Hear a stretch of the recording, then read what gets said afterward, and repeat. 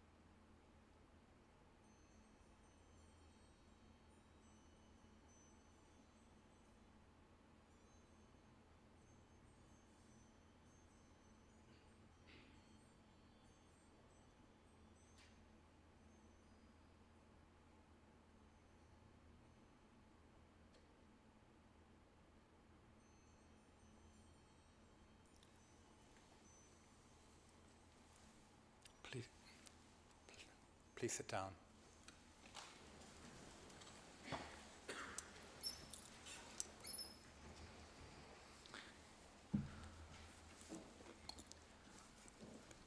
Item 1, minutes of the Council meeting held on the 20th of July.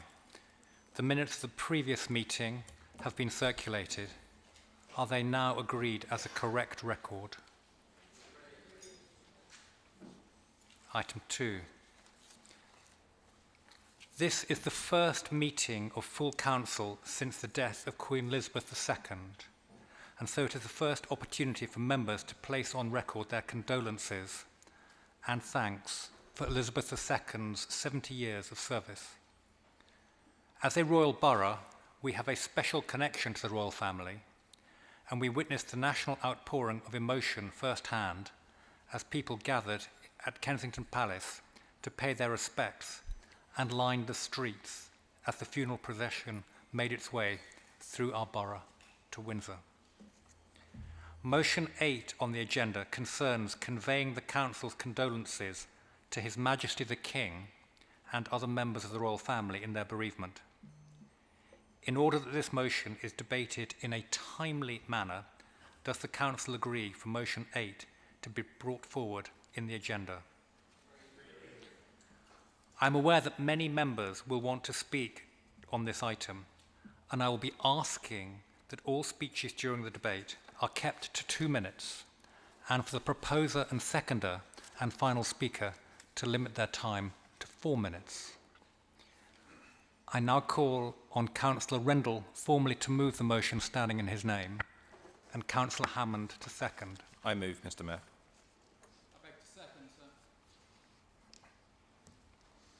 Councillor Rendell, do you wish to speak now? Thank you, Mr. Mayor, and thank you to members of the Council. Obviously, this is a really important debate we're going to have this evening. I know many councils had extraordinary meetings to celebrate the life of Her Majesty, but I thought it's best to bring this motion here today to discuss our thanks to Her late Majesty and, of course, welcome our new King. I've never met Her late Majesty, but in many ways, it felt like we all knew her. The late Queen lived a life that spanned many generations. She changed what the view of monarchy was and dedicated her entire life to service. Even as her years progressed, she did not waver. Not only was the late Queen, of course, head of state of the UK, but she was also for 14 other Commonwealth realms at the time of her death, including in my native Australia. She was also the head of the Commonwealth of 52 nations, many of which are now republics, which goes to show what influence and positive impact she had upon the the world. Of course, Her late Majesty visited the borough many times throughout her reign. I know the Chelsea Flower Show was a favourite. In fact, she probably visited nearly every year of the Chelsea Flower Show's opening when she was reigning. She opened the National Army Museum, of course, in Chelsea. I know which Councillor Will attended. And she's visited many charities and other areas of the borough many times in every decade of her life. I know when she visited the borough in 2017 in the aftermath of Grenfell. After that tragic and terrible event, she attended the scene and met many survivors and the bereaved. She provided support and tried to have stability in a time that was awful, sad, and tragic. When Her Majesty passed on Queensgate, on the aptly named Queensgate, on the day of her funeral, I never thought I'd perhaps get emotional at something that, as I said, a person I never met. But seeing the car pass, had an overwhelming sense of respect, overwhelming sense of sadness, but an overwhelming sense that she lived a life well. She served her country and her community for 96 years. I don't think many people will be working effectively full-time until they are 96 years of age. She was the embodiment of us all. She was a reflection of modern Britain and of the Commonwealth. She was the soul of the nation, the soul of the people she so well served. I don't think we'll ever see the likes of her again. May she rest in peace. Thank you. Thank you. Councillor Hammond, do you wish to speak at this point?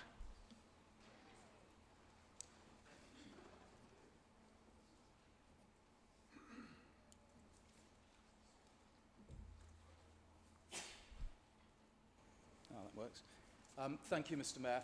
On or around the 2nd of September 1984, which was the day I joined the Royal Air Force, I swore my oath to be faithful and bear true allegiance to Her Majesty Queen Elizabeth, her heirs and successors. It's an oath I took very seriously at the time and still do. When I took that oath, the Queen had been on the throne for 32 years. I served in the RAF for another 32 years after that, and she was still there. And she went on for another 6 years, a remarkable length of service, 70 years, unprecedented, and my goodness, we were so lucky to have her as our head of state for all that time. Now, I never met Her late Majesty personally, but I did see her quite a few times over the years. All of those occasions were memorable, but one I'll share from about 20 years ago. I was coming out of Earls Court Tube Station on a Thursday or Friday afternoon and walking back to my then flat in Redcliffe Ward. And at the junction of Finborough Road and Old Brompton Road, sat at the traffic lights, was an unmarked Range Rover. And in the back, there she was, reading her papers from a red box on her way probably to Windsor for the weekend. And that was our Queen, and that for me was a very special one. I resisted the temptation to stand and gawp. But it was nice to see the Queen out and about on her normal business.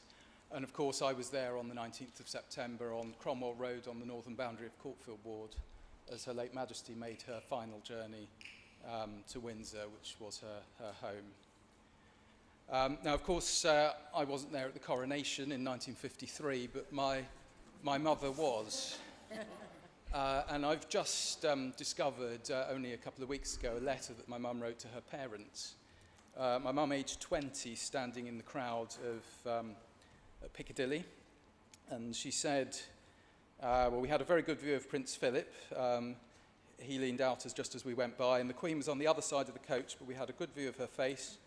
The jewels on her crown were glinting with lights, and she was leaning out and smiling and waving at everybody, even though it was raining. Altogether, it was well worth waiting for, and I wouldn't have missed it for the world. And that was my mum, aged 20, nearly 70 years ago.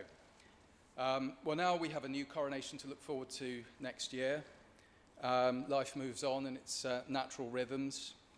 I'm very sad that I shall almost certainly never live to sing God Save the Queen again, but I am very happy to end my speech for the first time in public by saying God Save the King. Thank you, Councillor Hammond. The councillors who've indicated they wish to speak are Councillor Wade, Councillor North, Councillor Oretti, Councillor Hargreaves, Councillor Yankson, Councillor Idris and Councillor Pascal. If there are any others, if you can make your... I will, but Councillor Wade first, please. There are very many things that can be said about the Queen. She was an institution. But when I came to think of what to say about her, it was the extraordinary aspect of her reign, was the transition and change that she oversaw in both England and the Commonwealth over the course of those years, and how we've developed into being a nation of diversity that we are today. And we can see reflected in the chamber this evening. And that required stamina and the ability to adapt to change. Words like resilience and flexibility come to mind, particularly in older age, where she placed her sense of responsibility before that of her own comfort and needs. This was a woman with a sense of unwavering vocation. The days of empire that she was born into have gone. The Commonwealth, that is a family of emerging independent states with long and often hard legacies. And despite the many issues that must be resolved, she won and deserved respect for being there when things were tough, that were not easy. Many will just remember her smile, even to the end. May she rest in peace. I'm sure she is at peace.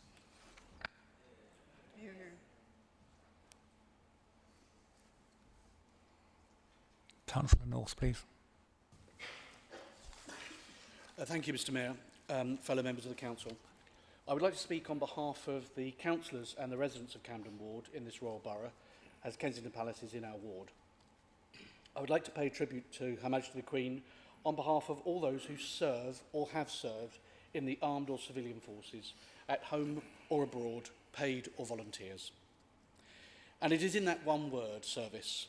Her Majesty the Queen was well known for her commitment to all those who serve their country, whether it be in the Royal Navy, the British Army, the Royal Air Force, the Royal Marines, the Royal Fleet Auxiliary, the Merchant Navy, Civilian Air Services, Police Services, Volunteer Services, home or abroad.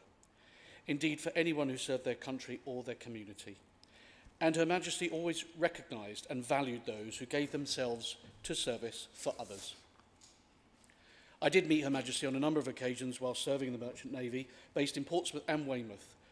Once she came to visit the Royal Fleet Auxiliary and merchant ships leaving for the Balkans conflict with troops and equipment in the 1990s. As I say this, I'm shivering a bit because many of the crews of those ships were concerned and worried. Many were very young as well. Things at that time in the Balkans were erratic. Nobody quite knew how things were going to pan out. Her Majesty not only showed interest, but she showed that she cared. The 70 years of her service given to us as a head of state, whatever your personal views on the system that we have, has got to be something that we should be grateful for. Recently, I've been speaking to our lead member for communities and the officers in that department. The Royal Borough of Kensington Chelsea should also recognise and value those that give to our community. And as we aim to be the best borough, it is worth noting that we have a tremendous record of volunteers. Indeed, this is one of the best boroughs in London. Thank you. Councillor Yankson, please. Mr Mayor, like Councillor Hammond and also like the other councillors, I too served in the armed forces and just want to pay my tribute and respect both for members of the armed forces, the Royal British Legion within the borough. Her Majesty, her late Majesty, came to visit the Honourable Artillery Company whilst I was serving back in 2002. I won't tell you what she said to us. That was a private matter. But I will say that one of the reasons that I'm very keen to serve on this community and this council is because of her service towards us. And the second part of my tribute talks a bit about the Commonwealth. My family are from Ghana. The late Queen visited Ghana in 1961 and also again in 1999. And the members of this council and the members of our very, very noble area we have all the communities and all the people from the Commonwealth represented, I think, within the Royal Borough itself. So I'd just like to make those tributes on the record, both from the residents of the ward, the residents of the borough, and also the people who sit on this council. Thank you. Thank you. Councillor Bakhtiar.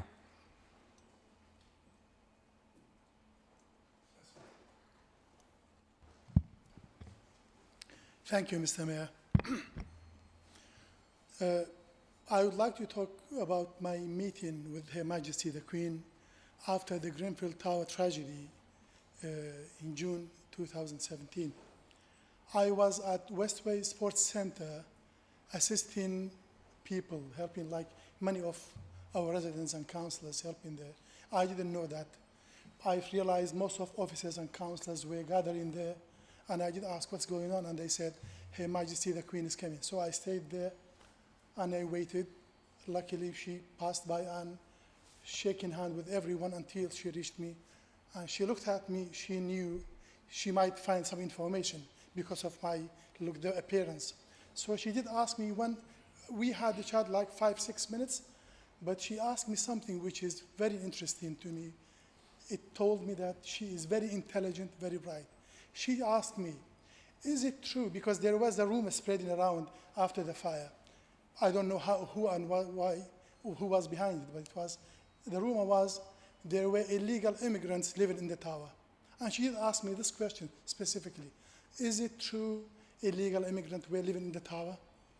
And because I was an immigrant myself, I knew the process, so I have explained that whoever enters the country is classed as illegal immigrant until the Home Office assesses the application. Then they will become legal immigrants and they will be granted leave to remain. But I stayed, but I explained that there were people who were born there, went to universities, got married there, and third generations were living in this tower.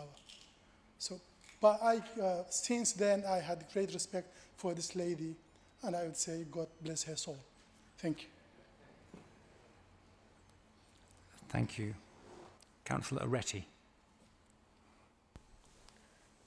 Thank you, Mr. Mayor. I would like to speak on behalf of all the Commonwealth citizens in the borough, especially in Holland Ward. I was born in India, my birth nation, a league of Commonwealth nations. She had been an inspiration figure for the entire Commonwealth, who share many things in common. Our shared common goals, history, culture, and our values. She had always been admired for her service. Just a quote from Head of State from India, Prime Minister Modi. This quote reminds me of how popular she is in India and how inspirational to billions of people across Commonwealth and across the world. Her Majesty, the Queen Elizabeth II, will be remembered as a stalwart of our times. She provided inspirational leadership to our nation, the people, and the world. She personified dignity and decency in public life. Pained by her demise, my thoughts are with her family and people across UK, the Commonwealth, and the world. And I absolutely share his thoughts and prayers. Rest in peace, Queen Elizabeth II. Thank you. Councillor Idris, please. Thank you, Mr. Mayor. The passing of the late Her Majesty Queen Elizabeth II was a shock to us all. During the mourning period, we witnessed the most heartfelt outpouring of grief, not only in these islands, but the world over. I, who...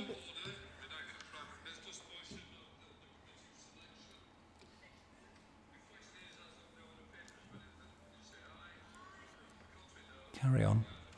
I, who bear no relation to Her Majesty or hold any office or standing as such, received from across the globe messages of condolences from friends, relatives, and people I forgot I even knew because she was my queen. Mr. Mayor, that's how deeply and gravely Her Majesty's death touched lives everywhere. Our late Queen was one of the greatest leaders the world has ever known. As Prime Minister Liz Truss said, and I quote, "She was the rock on which modern Britain was built. She came to the throne at just 25 in a country that was emerging from the shadow of war. She bequeathed the modern dynamic nation that was grown and flourished under her reign. The United Kingdom is the great country it is today because of her. The Commonwealth is the family of nations it is today because of her. She was devoted to the union of England, Scotland, Wales, and Northern Ireland. She served 15 countries as head of state, and she loved them all." End of quote. She was Elizabeth the Great, a unifier of nations, a champion of freedom and democracy, and an example of selfless, devoted duty and public service. And she also knew how to have fun and stay current, whether by parachuting from a plane with 007, zooming into meetings, or having tea with Paddington Bear. As President Macron said, "To us, Her Majesty was our queen, but to the rest of the world, she was the queen." Mr. Mayor, this evening, we send our deepest sympathies and condolences to all members of the royal family. We pay tribute to our late queen, and we offer loyal service to our new king, His Majesty King Charles III. Thank you. God save the king. Yeah. Councillor Ali. Thank you, Mr. Mayor, for putting forward this timely motion, and thanks to the Chamber for agreeing to put this motion forward. My sincere condolence to the family of Her late Majesty's family, to the King's Deputy Lieutenant, as well as to the whole nation. Everyone in this country and indeed around the world know that the Queen has dedicated her whole life to the service of this country and to the Commonwealth. And we are very grateful to the service that she has been providing for the last 70 years. We all know that I've never met the Queen, Mr. Mayor, but I'm looking forward in the future to meet the King. May God save the King. In the same time, Mr. Mayor, I'm very pleased that the Queen has provided a leadership for my North Kensington community and in Kensington in general to visit the Grenfell survivors when we were supporting our community, where the whole government and the council indeed failed to come up and support us. But at the time, the Queen came out and supported, and we will forever remember her courage and her leadership for that. And on that note, Mr. Mayor, once again, thank you very much for this motion, and may God save the King. Thanks. Thank you. Councillor Hargreaves, Councillor Dent-Cote, Councillor Pascal. In that order, please.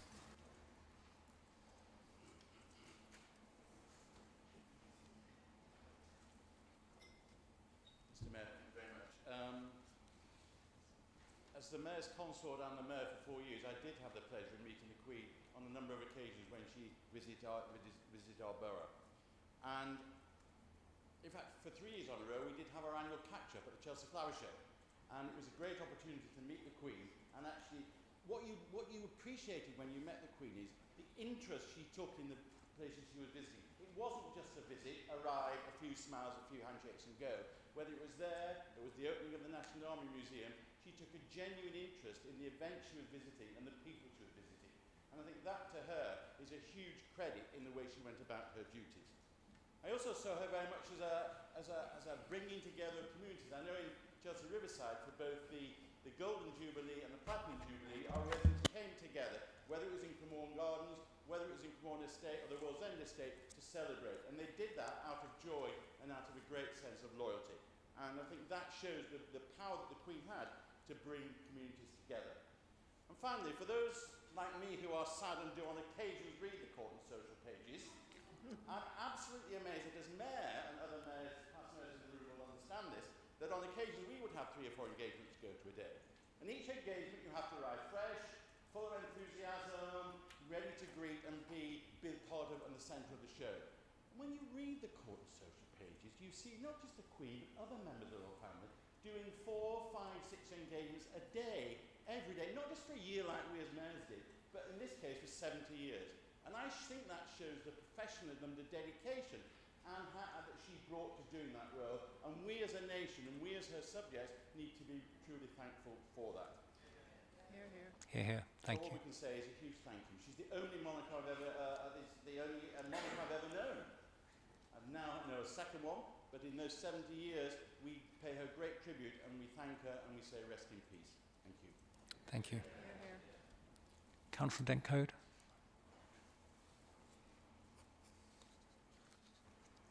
Thank you, Mr. Mayor, for bringing this forward. We had no idea this was coming forward, so I am not entirely prepared, but I will read out the tribute that we paid on Twitter to Her Late Majesty on the day of her death.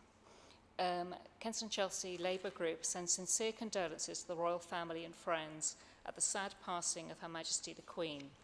After 70 years' commitment to her role, working until the last, she's an example of selfless loyalty to her country and to her family. Whatever comes next, she represents the end of an era and will be remembered for her grace and courtesy in difficult times. Thank you, Councillor Dent-Code. Councillor Pascal.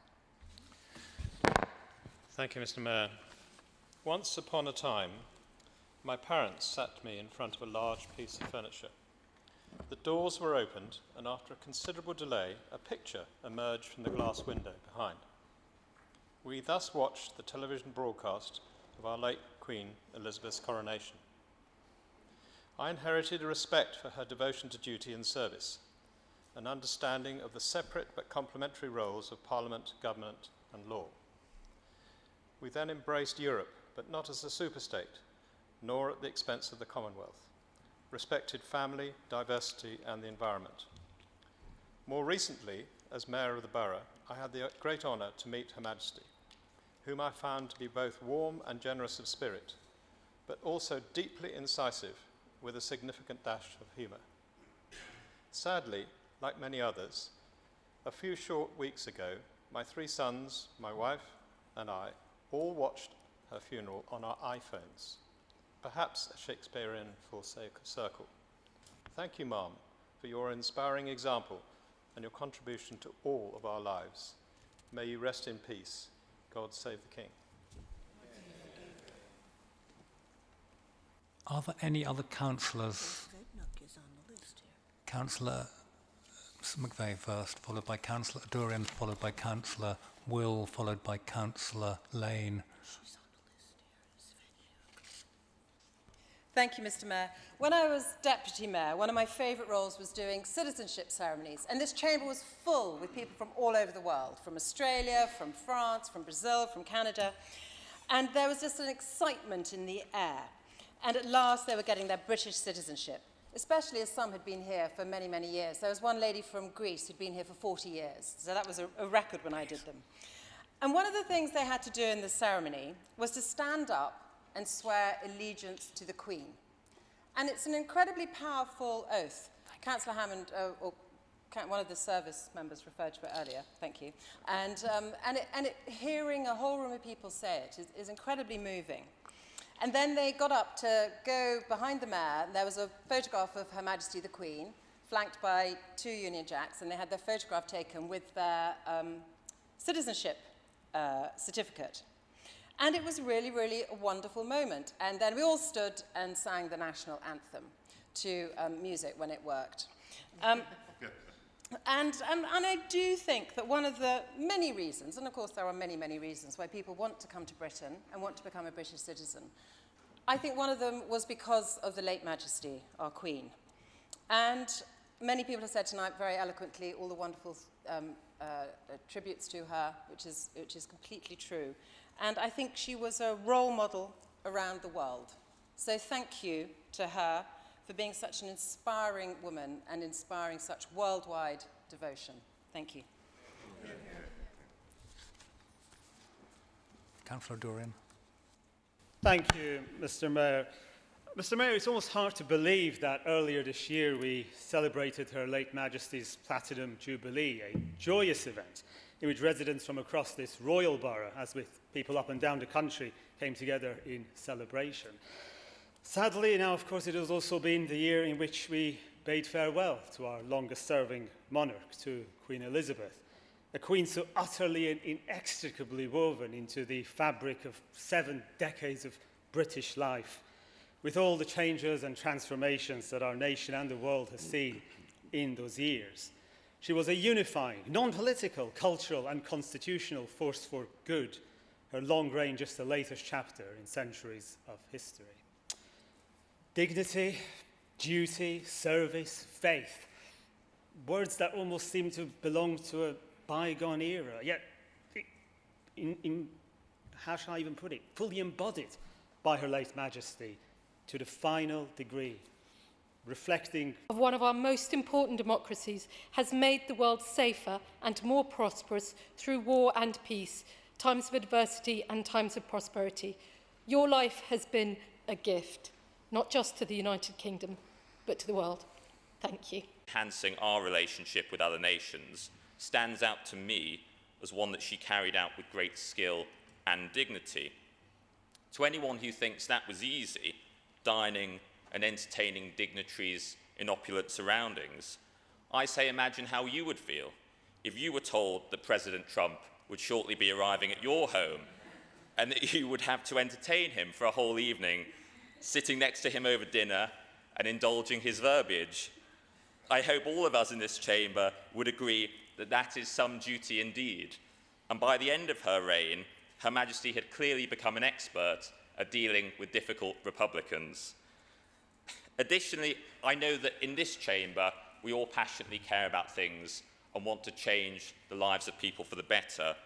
Imagine how you would feel not being able to say how you felt about a political issue or convince and affect positive change. Our Queen was emblematic of our constitutional monarchy, our country. As Bagehot said, our monarchy combines dignity with efficiency, and may all the world envy us for having 70 years of Her Majesty the Queen. God save the King. Hear, hear. Councillor Schmetterling.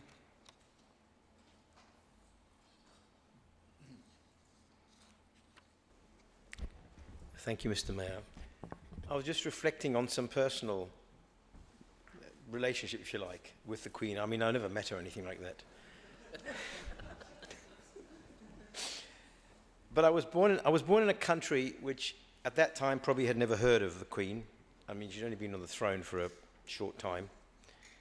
In fact, she hadn't been on the throne at that point, come to think of it. But anyway, it was not so far from here, but had nothing to do with the United Kingdom. Then we went to a country which, after a while, was chucked out of the Commonwealth for domestic racist policies. So that was no relationship with the Queen. But then I wound up in a country where the British monarch had been the monarch of that country since about 1858. And I went to a school which was started by British missionaries. So that kind of improved the connection. And I'd read about London and heard about London at school. And I knew where Trafalgar Square was and what was around it, because the South African embassy is at one end. And then, because of fate and the way things went, I wound up here. That is not necessarily in Kensington, but in the United Kingdom.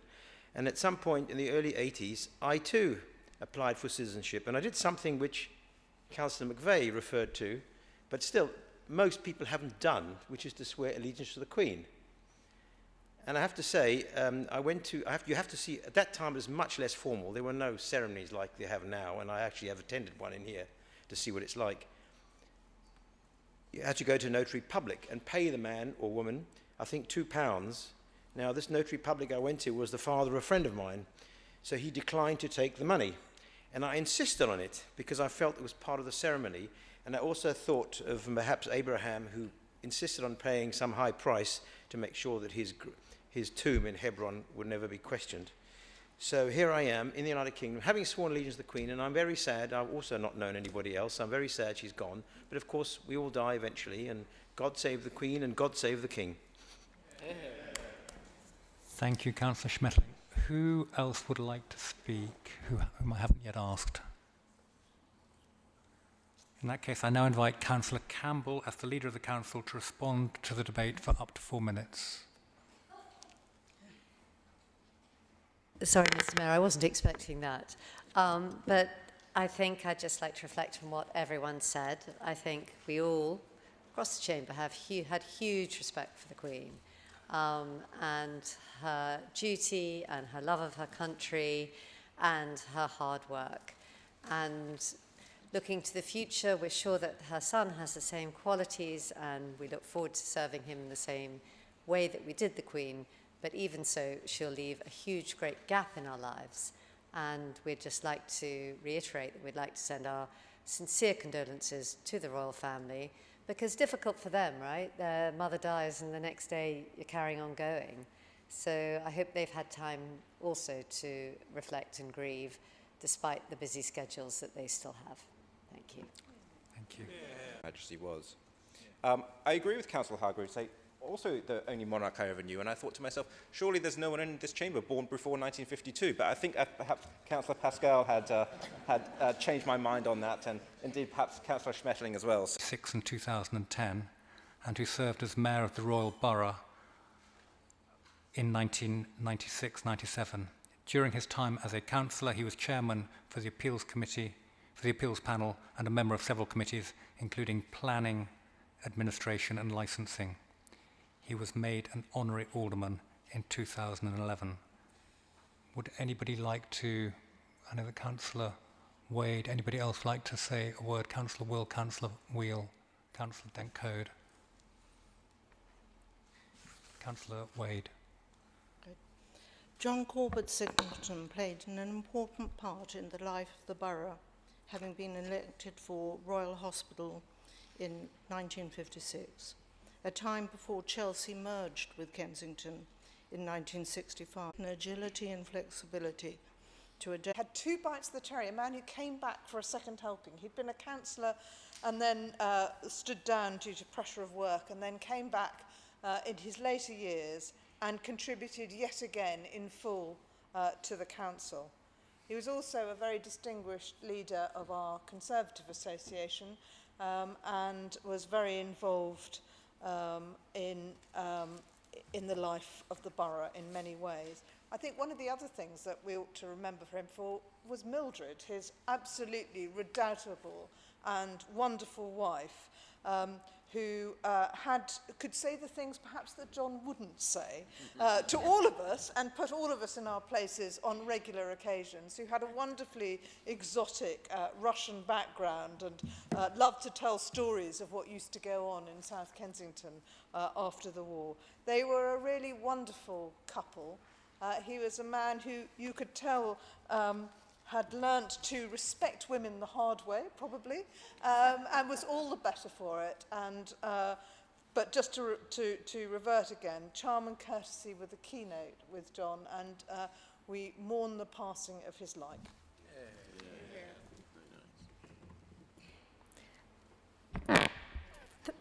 Thank you, Mr. Mayor. I can only echo what has been said about John and Mildred. They really were a duo, and quite an extraordinary duo. They were extremely bright, but absolutely charming, and really, really cared about Chelsea and the borough. And that was, public service through and through. I unfortunately didn't overlap with John. I actually took over in Royal Hospital in 2010 when he stood down. But I can tell you that I was invited to tea when I put my name into the ring, and I have no doubt that I was being vetted. Clearly I passed, phew, thank goodness, but I'm absolutely certain that if I hadn't passed, I wouldn't be standing here today, because John, although as charming, was a man of very strong views, as was Mildred, and probably the most famous issue he was involved with locally was the debacle over Sloane Square.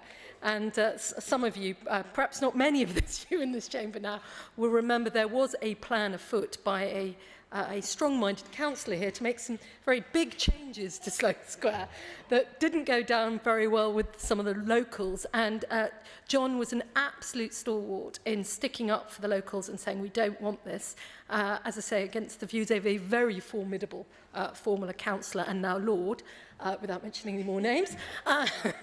And I think he will long be remembered for that in Chelsea, but I will just remember him and Mildred with such fondness for their fun, their charm and their intelligence, and how lucky we were to have them for all those years. Thank you. Councillor Dencode. Thank you, Mr Mayor. I first met Councillor Corbett Singleton in about 1992. I was involved in a road safety campaign in my ward. St Helens Parade was getting very, very dangerous, and a lorry had careered into a fence half a minute after a whole class of children from Bassett House School had passed and made our blood run cold.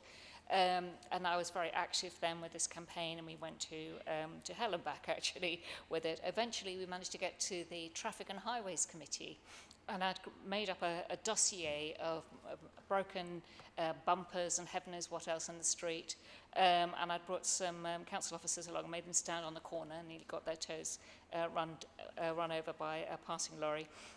So I explained all of this to the Traffic and Highways Committee, who had been saying that they weren't going to introduce traffic calming. And after quite a long debate, he said, thank you for it. He was so gracious, as well as we heard. Thank you so much for an extremely good presentation. I'd photocopied everything and given everyone copies of everything. And in the end, they agreed to spend £125,000 on traffic calming, which they've only just now taken out when they're doing this new project they're doing there. So I thought it was going to be easy. Of course, it wasn't. But my other abiding memory of him, and I do remember the Sloane Square debate, was when I joined the council, my first meeting, and I was sitting next to Councillor Catherine Atkinson.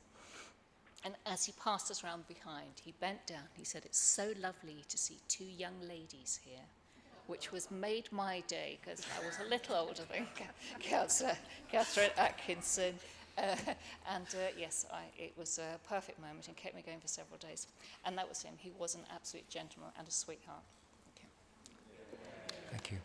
I know that Councillor Campbell has caught my eye also to speak. Has anybody else want to speak? Councillor Campbell. John was around when I first came on the council. Fortunately, I wasn't in Royal Hospital, I was at Redcliffe, so I missed the whole Sloane Square debacle. But as everyone said, he was lovely. He was a very nice man. He was really old-fashioned. And I remember him always saying, "Elizabeth, my dear, I don't think you should do that," or whatever. But he watched my back. He always watched my back. And then he'd suggest things, but in a very nice way. He would let it be known what he'd like you to do, like make all the canapes for one of the parties or whatever. And as Emma said, he was married to the redoubtable Mildred, who was Cambridge educated before, I don't know which war actually, but you know, she was terrific. So they were definitely a force for good. His political career is really too long for me to enumerate now. We'd be here all night. But I do remember he was a great proponent of the Chelsea Festival. We had a Chelsea Festival in those days. And whatever pie there was, John's fingers were in it or all over it. So have a very nice memory of him. He was a good man. He was gracious. He was kind. He was a gentleman, always courteous. And he'll be greatly missed. Thank you.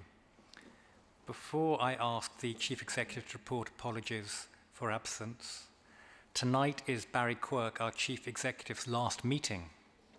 He came here at very short notice some 5.5 years ago from Lewisham. He has been instrumental in steering the Council through Grenfell recovery, COVID, and multiple other challenges. Barry, we will miss you and look forward perhaps to seeing you again at Opera Holland Park. But whether you will miss us, any of us, is an entirely different matter. Can I now ask you to report apologies? Yes. I, of course, couldn't comment on that, Mr Mayor. I've received apologies from councillors Tom Bennett, Catherine Folkes, Toby Benton, Mona Ahmed, Marwin El-Nagi, Stuart Graham and Anne Siren. Thank you. And thank you, Mr Mayor. Do any members have a disclosable pecuniary interest in any matter before the Council this evening? Item 5, public speaking. Item 5 is public speaking. This is the opportunity for anyone who lives or works in the borough or is in receipt of council services to ask a question. There are 8 slots available, and speakers can register to speak online in advance of the meeting until 5 o'clock on the Monday before the meeting. Speakers can address any local issue which they set out when registering to speak. I will invite speakers to address council in turn, and they will be able to speak for up to 5 minutes each. A member of the leadership team and a member of the principal minority party will then be able to respond for up to 2 minutes each. Tonight we have 1 registered speaker, and I now invite Isis Amlak to speak on the topic of Black History Month and the public realm in North Kensington and the ongoing legacy of Kelso Cochrane. Isis, welcome. Can you hear me? Good. Good evening, everyone. So yes, I'm Isis and I'm a local resident. I live in Norland Ward. I might take more than 5 minutes to make my point, just to let you know that, David. But not too much more, Isis. But just bear with me, as I'm the only one here, and this is an important topic. So yeah, quite rightly, I'm going to speak on the theme of Black History Month, so-called. I just make the point, I don't tend to generally use the term black to describe myself. I'm a very proud and unapologetic Pan-Africanist, so I use the term African with a K, but I will use that term for the purpose of what I'm talking about. So the theme of Black History Month for 2022 is time for change, action, not words. And to quote Catherine Ross, who is the Black History Month editor, she says, to ensure real change, we need real support from our allies. It is time to reset our mindset, or your mindset, and to support us with actions, not words. So join us, see something, say something, do not be a passive bystander. So I want to frame what I'm saying in those terms. So it's also important to note that we are in the International Decade for People of African Descent, which the UN declared on the 1st of January, to start on the 1st of January 2015, it ends on the 31st of December 2024. So bear that in mind. So the 3 key themes are recognition, justice, and development. And I say, I'm a reparations activist, there can be no recognition, justice, or development without reparations. Now, reparations is key to what I'm talking about. So why am I raising reparations here? Well, the legacy of the African Caribbean community that I'm concerned with, the black community, is very strongly rooted not only in the UK, obviously, but in North Kensington. We know the history, the Notting Hill race riots, so-called, the murder of Kelso Cochrane, who I want to highlight, on the 17th of May 1959, in one of the first sort of really high-profile racist attacks, and of course the beautiful thing that has emerged, the Notting Hill Carnival. But reparatory justice, reparations, is key to dealing with past wrongs. Now, institutionally racist policy and practice are also deeply rooted in this borough. There has been a history in this borough of discrimination, disdain, and disregard of the African Caribbean community and other racialized and minoritized communities. And of course, we all saw this with what happened with the Grenfell atrocity when we lost at least 72 members of our community. And every meeting we recognize and we show respect to that. But that was at the heart of it. And, Imran Khan and Leslie Thomas made some wonderful speeches at the inquiry where they outlined the impact of institutional racism in the Grenfell atrocity. So, in 2021, all of you will be aware, who were on the council at the time, and maybe some of you who weren't, that the Tutu Foundation found the Westway Trust to be institutionally racist. It said that it remained institutionally racist, and the legacy of racism lived on in the organization in terms of the experience and relations with the African Caribbean community.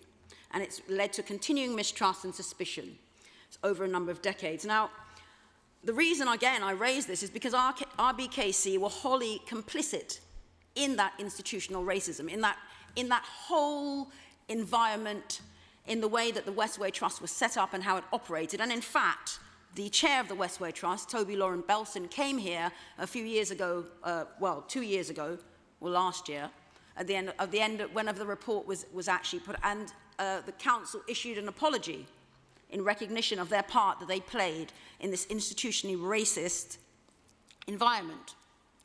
So, I've been a resident of this borough for about 30 years. I came here actually to work at the North Kent Law Centre in 1988, and Peter Candle and co-solicitors.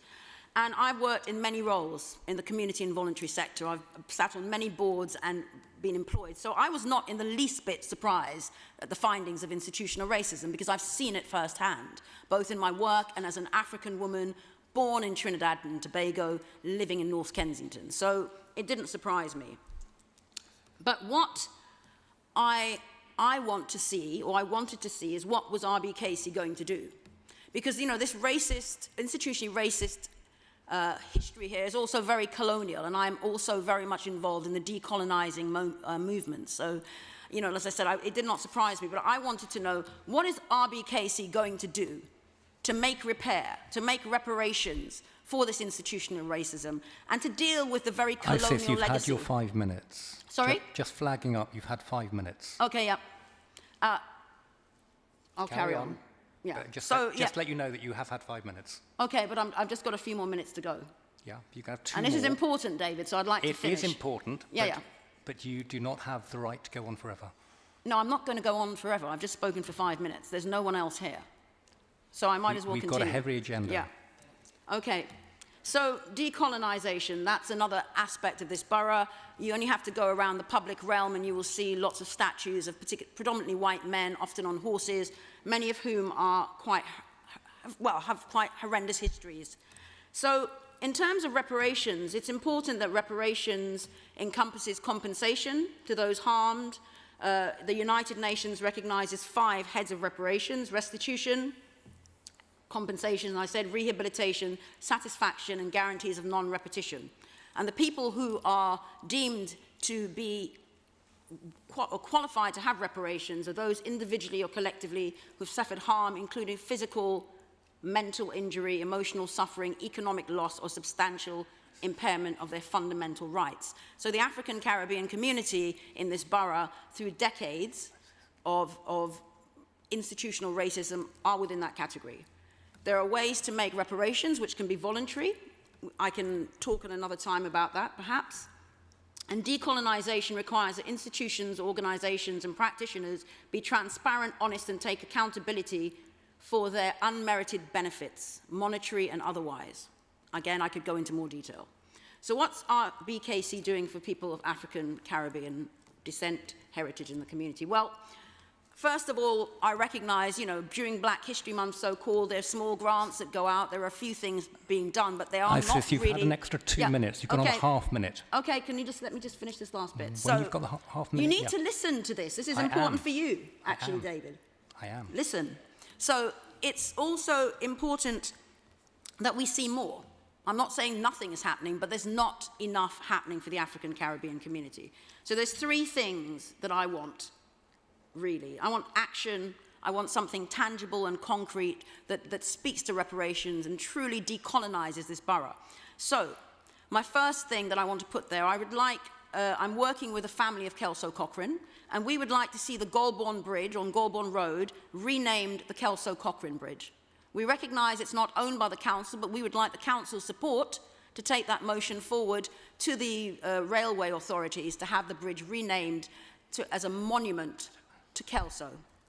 We want, or I would like to see as a resident, some sort of commission, some sort of inquiry into how we can change the appearance of the public realm, specifically in North Kensington, to reflect people of African Caribbean heritage, and I'm sure there's other racialized and minoritized communities who might also want to be represented. At the moment, there are no statues. The only things that we have are blue plaques that have been put up by us, actually by Nubian Jack. He's doing wonderful work, but the council need to take a role in that.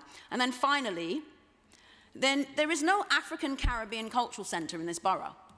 We would like to see an African Caribbean Cultural Centre built. Now, please don't respond by talking about the Tabernacle. The Tabernacle is a wonderful place to hang out. It's great for carnival, but it is not an African Caribbean centre. Furthermore, the chair is a white man, so there's an issue about who runs it.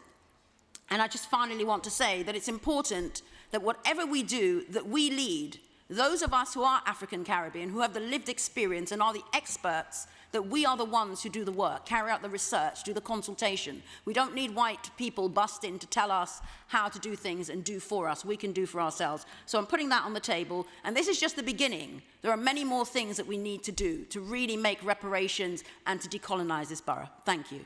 Thank you, David.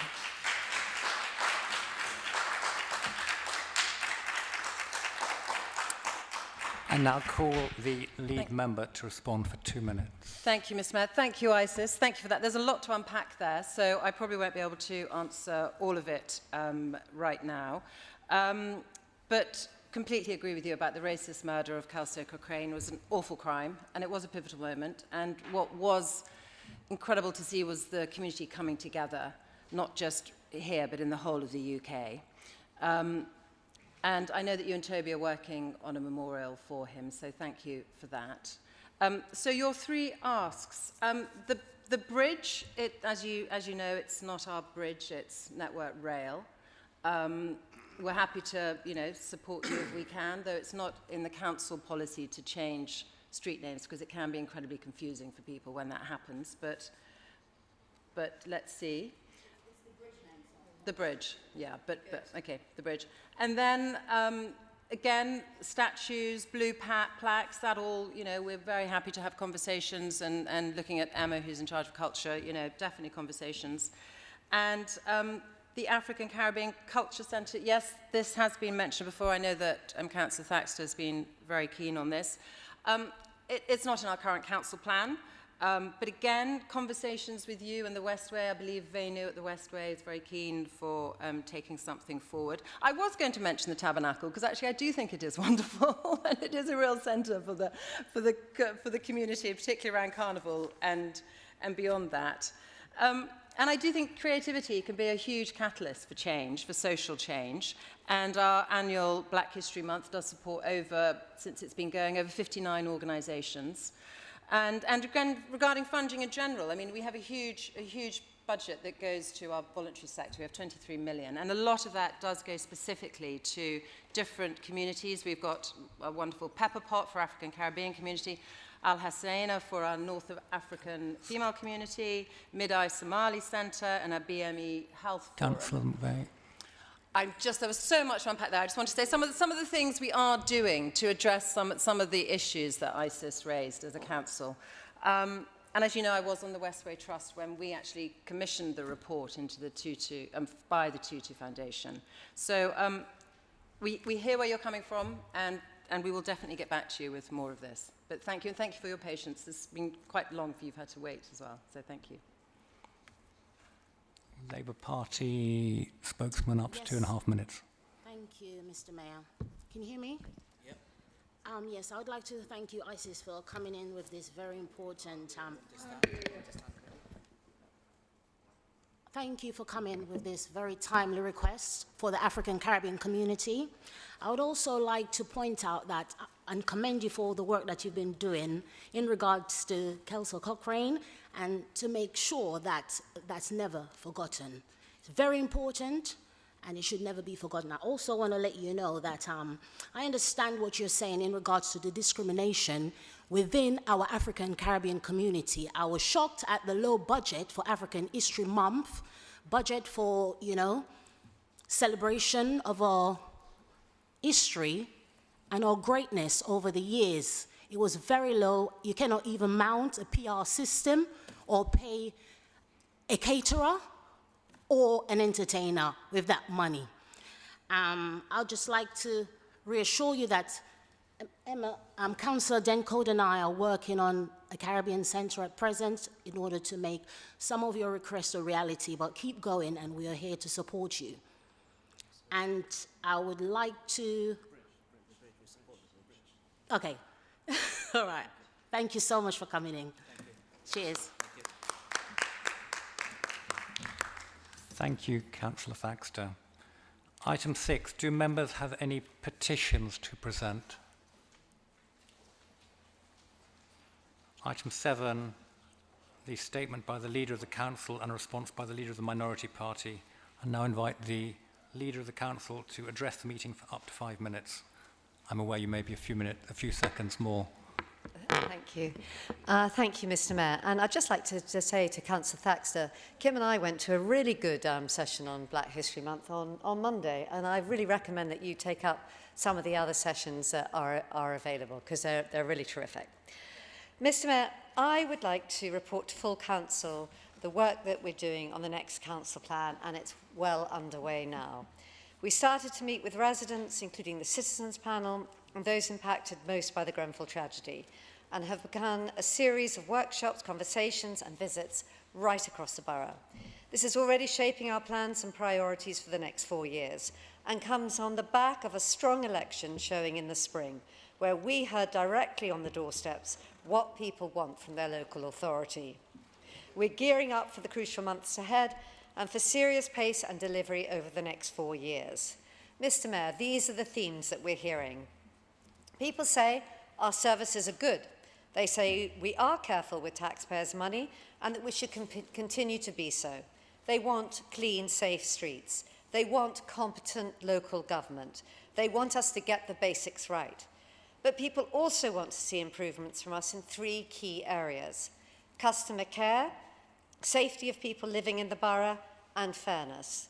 Mr. Mayor, not only listening to residents, but taking action and demonstrating that we care about what we do and why we do it. For me, this point demonstrates that Grenfell and its legacy will always be there. It drives us to do better.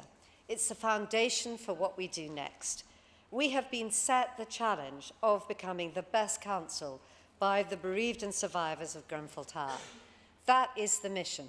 Whether you believe being the best can be measured or not, it's about culture and it's about connection. Aiming to be the best could equally apply to a short call from someone who's got a difficult issue that they need help with, as it does to a multi-million-pound social housing project. This council needs to aim for better, always, have that mindset, be better than our peers and be better than all previous versions of this organisation. Understand that it's not just what we do, but it's the way that we do it. And we clearly have huge strengths as a borough, and we're investing in housing, safety, public spaces, reaching net zero commitments and putting residents at the heart of everything we do. All things completely in line with what we've heard. And in many ways, our policies aren't in question.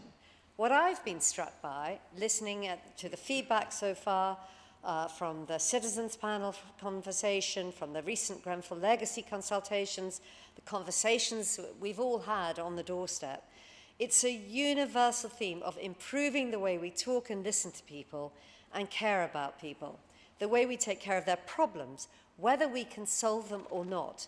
Every phone call, every email, every face-to-face meeting, every contact matters. Our manifesto was built on the steady and long-established priorities: twice-weekly bin collections, borough-wide parking permits, outstanding schools. But becoming the best requires us to set our strengths alongside radical and rapid improvement and change in how we do things. Modernising, considerate spending, every department, staff member, every representative of the council caring about the people they serve every single time. Becoming the best council for a borough that is greener, safer, fairer. Mr. Mayor, greener, safer, fairer. That means not just listening to our residents and communities, but taking action. Relentless focus on value, whether financial or social. Sensible spending, delivering major public space improvement, finishing what we started on housing, safer housing and building new homes, and tackling climate change head-on through investment in schools, public buildings, the council fleet. And Mr. Mayor, on the last point, I can make an announcement tonight. This leadership team has agreed to invest £14 million into buildings in this borough to accelerate our net green commitments. This includes a ring-fenced £8 million for schools to achieve greater energy efficiency. So, Mr. Mayor, commitment and action. This commitment will become action in just a few weeks' time. Becoming the best council for a borough that's greener, safer, fairer. A relentless focus on housing, on public spaces, on net zero, on customer service, with care and with competence. Thank you, Mr. Mayor. And finally, Mr. Mayor, if you'll just give me a few minutes longer. This is Barry's final full council meeting with us. And I want to put on record my huge gratitude for the work he has done and what he's done here in the borough and especially for our communities.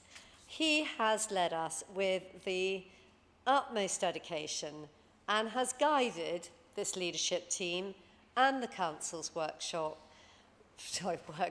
workforce with wisdom, with honesty, and when appropriate, a good deal of wit and great humour.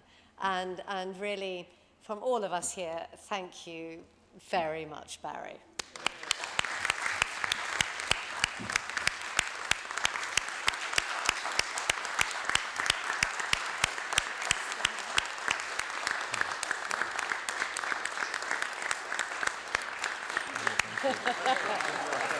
Very good. Thank you. Thank you. And Barry, as you know, this is only the beginning of the eulogies which are coming over the next week. We'll fill in all the other spaces as the week progresses. And as we say farewell, you know, we're also signalling the ongoing commitments and focus we have with Maxine Holdsworth joining us at the end of the month. And I know equally all of us in this chamber will be looking forward to working with her, and together we will rise to the challenges ahead. But thank you very much.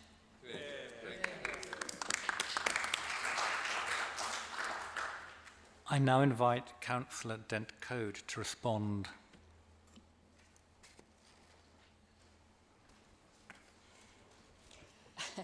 Thank you, Mr. Mayor.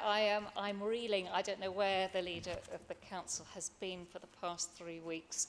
But you know, this sort of rosy picture of where we're at the moment, I find rather difficult to stomach. It's rare that I find any kind of sympathy for the majority party, but I nearly have in the past couple of weeks. I have recovered my balance now, so business as usual.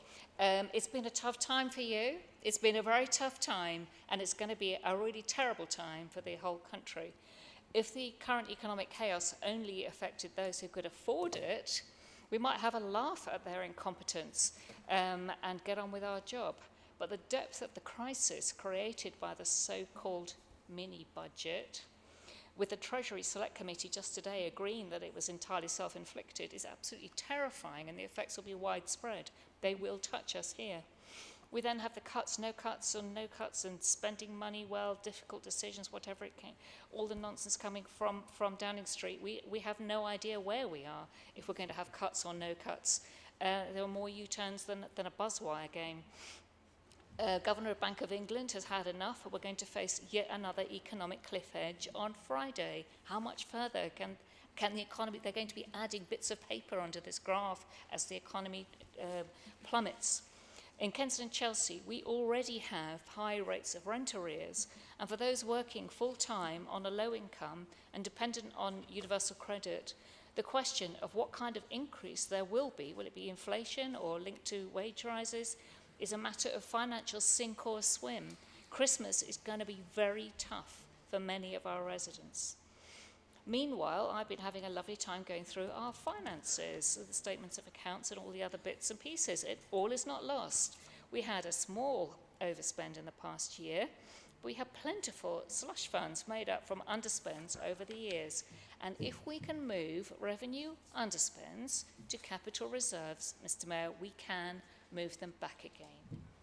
So yes, we have debt where we rarely borrowed in earlier years, but some of that was used to buy homes for our Grenfell homeless, and they're an asset for the council that will continue to grow in value and give the council a very comfortable and very high value asset base. Likewise, the £60 million we're spending on buying homes for temporary accommodation over the next few years to put residents in what I call permanent temporary housing outside the borough will bring the rent rolling in, while the investment in the property will again bring dividends over the years. We're quids in. Our usable reserves, I was surprised to see, are £291 million. And along with our cash reserves, we're nearly back to pre-Grenfell levels of reserves of £1/3 billion. It's absolutely awesome. So we can afford the £1 million overspend on extending Leighton House. Good, that's just as well. Not a problem. And we can afford to retrofit homes. Fantastic. I imagine the loss of 15,000 residents in the 2021 census, it will be a drop in the ocean in our local context. We can afford it. We can afford all this. We still have money. Interesting how with our debate, discussion about the transparency in this fabulous council, that after 2.5 years, we are still trying to nail down where all the Grenfell funding has gone in order and transparency. And I really want to see a document that I can say, hand on heart, it's not all great, but this is the truth. And we've had 3 reports, another one on the way, and we're still not getting there. Meanwhile, home care provision is utterly chaotic. The equity fund managers who own the contractors refuse to reinvest in staff, training and wages to keep the workers on board. There's a massive staff shortage, and the use of agency work undermines trust, costs a lot of money, and is the worst possible outcome for our vulnerable neighbours. Our food banks are already running out of food, and whether the winter is mild, middling or cold, we'll have very desperate people being turned away with no food. Many of our advice agencies and community groups are struggling with funding cuts from earlier years. They can't work on with volunteers with advice agencies. And the workload they're facing with people needing help with fuel, food and rent bills is unthinkable, and it's already piling in. Our case workload is horrendous already. Given all of that, why is it, I hear, if I have this correct, why is the council proposing another £15 million of cuts for next year? What on earth can the justification for this be? We know there are a range of new council measures on the way to tackle the cost of living crisis. That's excellent, of course it is, and support residents with their various problems. But how can you take away 15 million with one hand and returning a few pennies with the other? Mr. Mayor, we have people across the borough facing financial ruin, whether it's due to their mortgages, pension funds, insulting pay packets, or raging inflation. Remember compassionate conservatism? I never believed in it personally, but by God, it was better than what we have now. This isn't even conservatism, and the Conservatives are saying this to me. It's a campaign of punishment against the poor that's hitting their own voters too. This council should stand up to the government and tell them on behalf of all our residents, enough is enough. We must look after our people and fulfil our statutory duties. Thank you.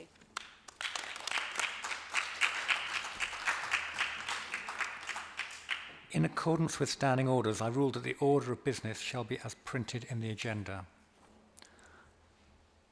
Report from the leadership team. I will now invite Councillor Will to move the reception of the report and Councillor McVeigh to second, relating to the Community Safety Plan.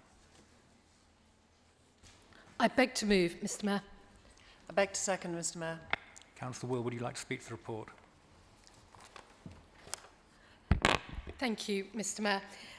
I hope you've all found a copy of this Community Safety Plan on your desk, and I would like to start by thanking all of those who contributed to it, and obviously particularly the officers who helped produce it.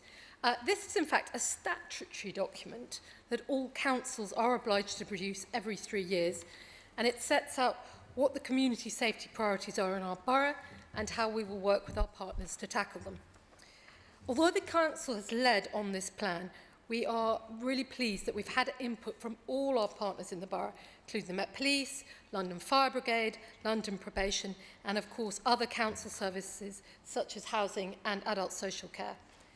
This plan ensures that all of us are clear on the challenges we face as a borough and the priorities we have outlined.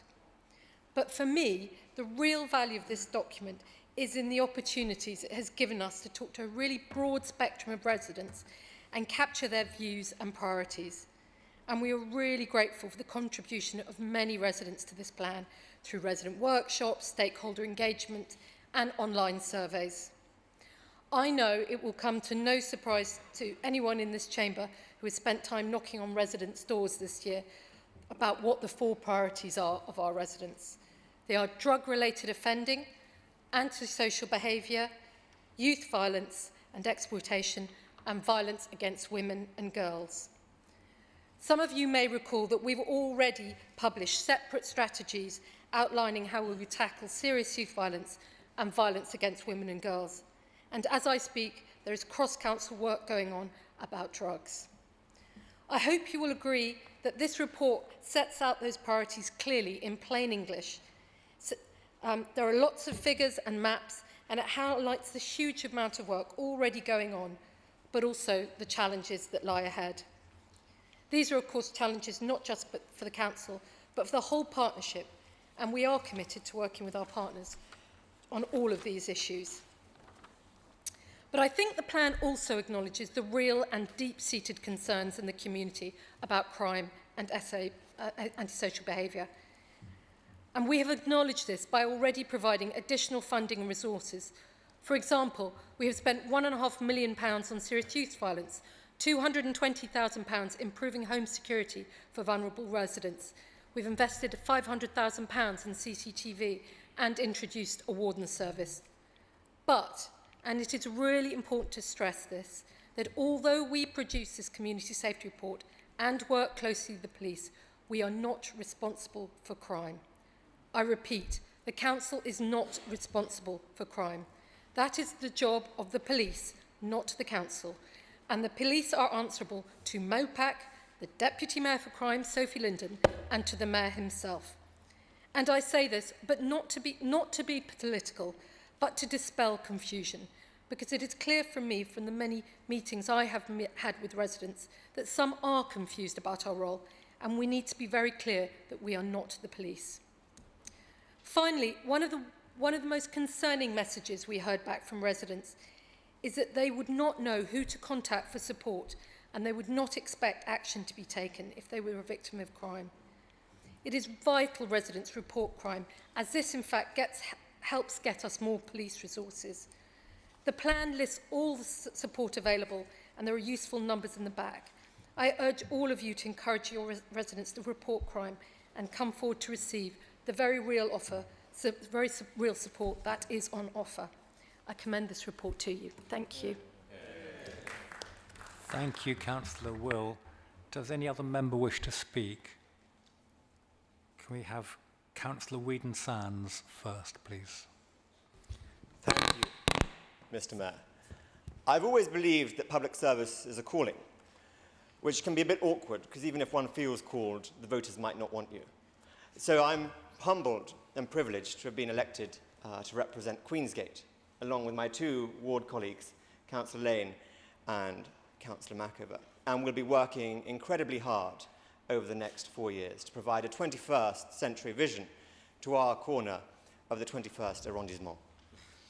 We will be working hard to win every vote in our ward, including that of our neighbour, Councillor Lowry, at the next election. And I'd like to just take this moment as well to pay tribute to my predecessor, Councillor Woodger, an active campaigner and a tireless supporter of young people getting involved in politics. As I understand, he is responsible for launching the political career of our own Councillor Thalasitis. And I know that many of us in this chamber will look green with envy at the idea of achieving such an impactful and long-lasting legacy in 4 short years on the council as Councillor Woodger had.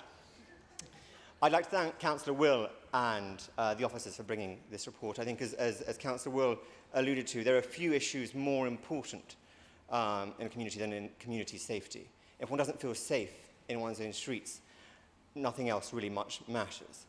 And so I'm pleased to see the 4 priorities that have been laid out in the report are priorities that the Council really can make an impact on. Violence against women, which as an ambassador for the White Ribbon Campaign myself, is a cause close to my heart, youth violence, antisocial behaviour, and drug-related offences. I think we all know, though, that the only way to make our areas safe, as many plans we put together, there is no replacement for police on the beat. I speak as a former special constable myself, and having worn the uniform, without more police and without the support of MOPAC, we can't do very much. And so it's disappointing to see the trouble that has been going on at City Hall. The Conservative group there have proposed amendment after amendment to recruit more police, and yet the Mayor refuses every year our budget proposals for 1,200 more officers in the budget. It's a campaign that I hope our Labour colleagues across on the other side of the chamber will work with us in pushing Mopac and the Mayor to try and get Kensington its fair share of police officers. Without that, though, there's little that we can do. And it's poignant, actually, this evening. Just the last month, we saw all the efforts that the police and the council went to in organising the funeral of Her late Majesty the Queen. And it shows that this council is committed, really, to working hand in glove with the police and our forces and what can be achieved. And so I think it's important for residents to remember that this council and the Conservative Party are the party of law and order, are the party that will stand up for their safety. And whilst the Mayor is getting into trouble for undermining his police commissioner and refusing to recruit more police officers, this council here will do all we can to support our residents, keep them safe, and keep our streets a nice, green, fair place to live. So I'd encourage all of you tonight to vote for this report, even if you haven't read it, because I think it's a very important report and document, and I look forward to our officers and members working together with the police to make our borough even safer. Thank you, Mr. Mayor. Councillor Whedon-Sands, congratulations on your maiden speech. May I now call Councillor Oretti.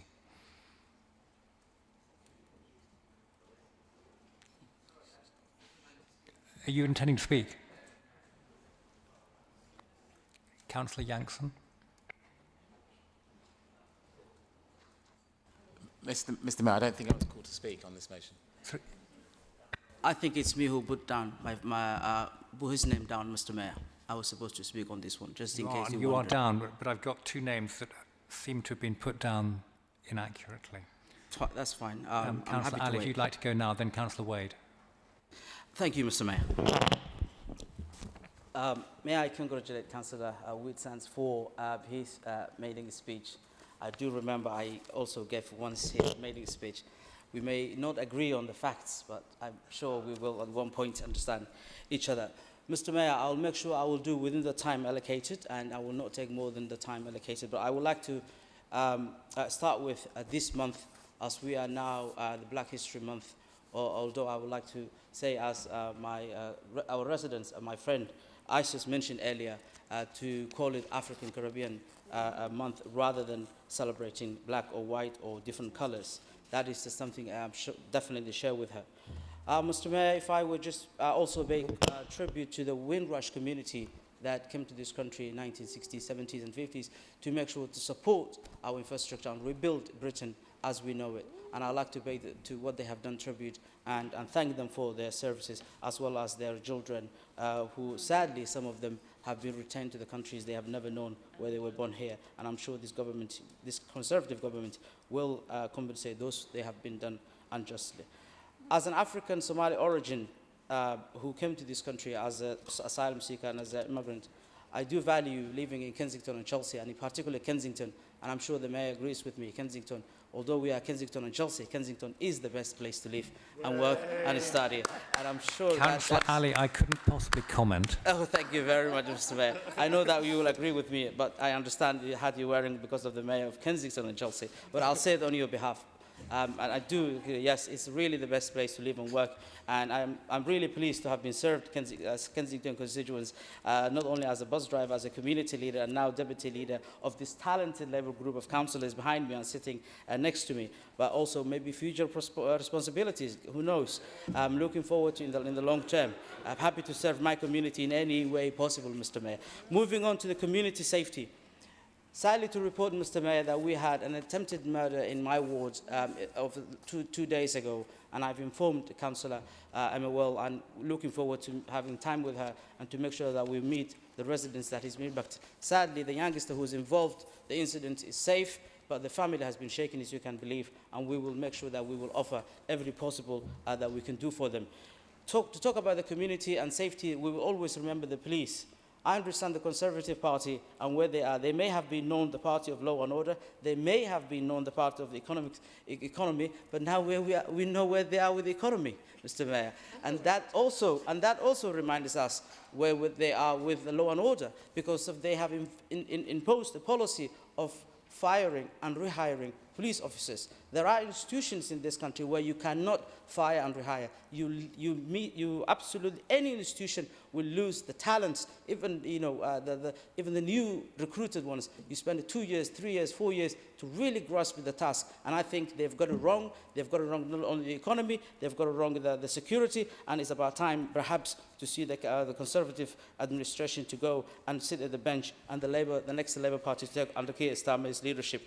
That is, I think, something will be beneficial to the country, and I'm sure it also will be beneficial to the colleagues of the Conservatives sitting right here, because of safety is all for us, not just for one party.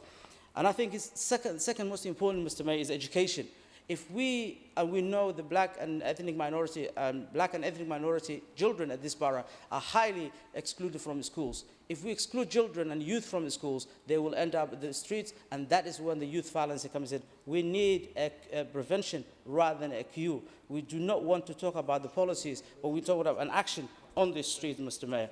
And I think it's very important to consult with the community and to make sure that we support our communities and listen to them rather than telling them what to do or lecturing them. And I think that's important. Finally, Mr. Mayor, I understand this council used to work with Hammersmith and Fulham and Westminster, two very well-run Labour administrations.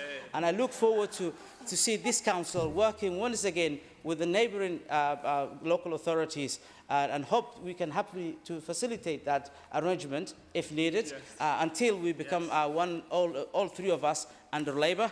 But for the time being, we're happy to help and support so that we can have a system where youth violence or any other violence cannot hide from one borough to another, so that we all have to work on this. And on that note, Mr. Mayor, looking forward to facilitate that negotiation between the three boroughs. Thank you, Mr. Mayor. Councillor Wheel, and then Councillor Wade. I'll start by congratulating Roberto for his maiden speech, which was as masterly as I've come to expect from him. And I'm sure we will hear many more in a similar vein. I'm really rising just because Brompton and Handstown, as everyone can see from this report, is so disproportionately affected by crime. And we talk about the fear of crime, but in Brompton and Handstown, people are very, very seriously affected by it almost every day of the week. And I wanted to stand and just express our, as ward councillors, concern. We will do our bit, and we have done our bit, helping the police by trying to design out crime wherever possible, using our local funds, NSIL, and so on, to support initiatives to implement, for example, a bit more CCTV to reassure people. But fundamentally, it comes down to the visibility and accessibility of the police. And many of my constituents don't bother to ring the police. I mean, I don't know if you've ever tried to report a crime, but it's become more and more difficult to access the police. You know, filling in endless forms on the computer, not being able to speak to somebody. And I really do think that it's something that we ought to put pressure on the Metropolitan Police to address. Because it really it affects the figures, and I think there's a lot of, we all believe there's a lot of hidden crime. I think we ought to acknowledge the strain that the police are under. I went to something the other day where I was told that over 50% of crimes now are cyber crimes. So there is a whole welter of offences that really affect particularly vulnerable people going on out there, that the police need to recruit very, very skilled personnel to combat. But in the end, what my constituents, and I'm sure everybody else's constituents here want, is visibility and accessibility of the police. I know that council will and the officers will do everything to support the police and to help them to do that, including, and I know our wardens will contribute to a feeling of reassurance in the police. But we must press the police to address those issues and, of course, City Hall. Thank you. Councillor Wade. Congratulations, Roberto. I think I'll have to take lessons from you in how to be polished, but we'll have to rely on these notes. A safer Kensington and Chelsea Partnership Board is to be welcomed, but to be successful it must acknowledge the underlying facts behind the headlines and strategize accordingly. It would be useful to have clarification of the local delivery partners who will be active within the board and what data sets are being used to determine the response by the partners and how these can be collated and what kind of response would meet the needs.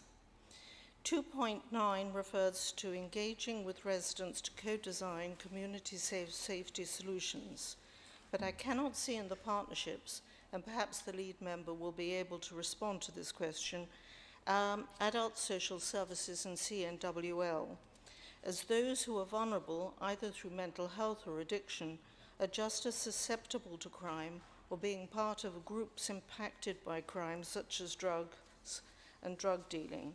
This is touched on by 6.12 but needs expanding. Earls Court Ward is one of the 5 wards experiencing the highest number of reported crimes. But in those stats on page 37, no mention of drugs is made, which is the predominant underlying problem. It is the overt drug dealing and use on our streets that have made residents feel uneasy. It is making residents feel that they have to change their lifestyles. They don't want to go out late at night. So groups feel free to wander the streets and squares, sit in doorways and porches. It's also opportunistic crime and shoplifting that supports their lifestyle and undermines the confidence of residents and businesses. There have been some successful Met raids, but without the tools such as the Earls Court ASB meetings that used to be held, bringing together housing officers, wardens from specialist supported housing and the Safer Neighbourhood team, it's hard to gather intelligence.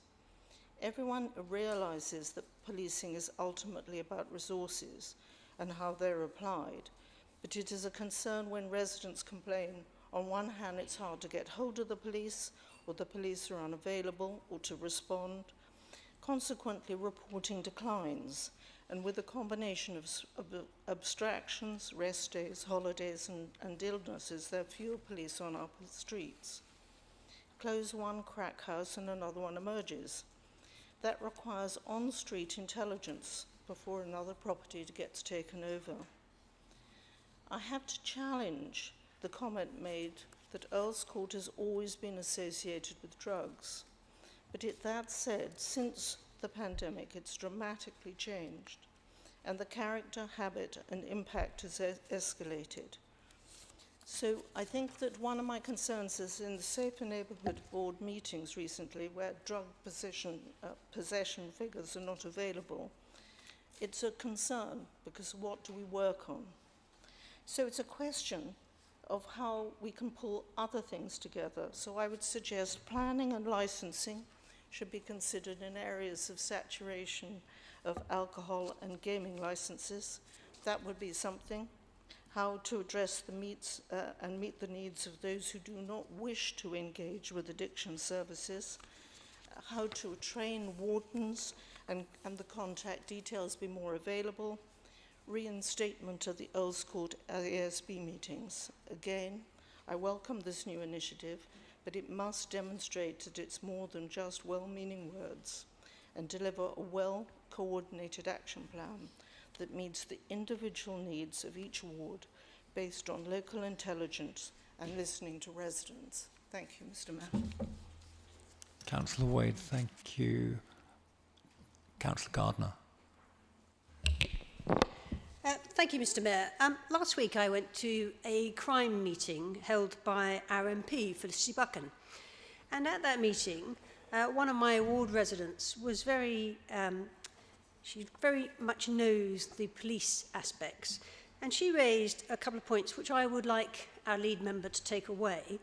And that is that we are one borough command unit alongside, so we are what's called a basic command unit with 3 boroughs and 1 superintendent. Essentially, we are teamed with Westminster and Hammersmith and Fulham.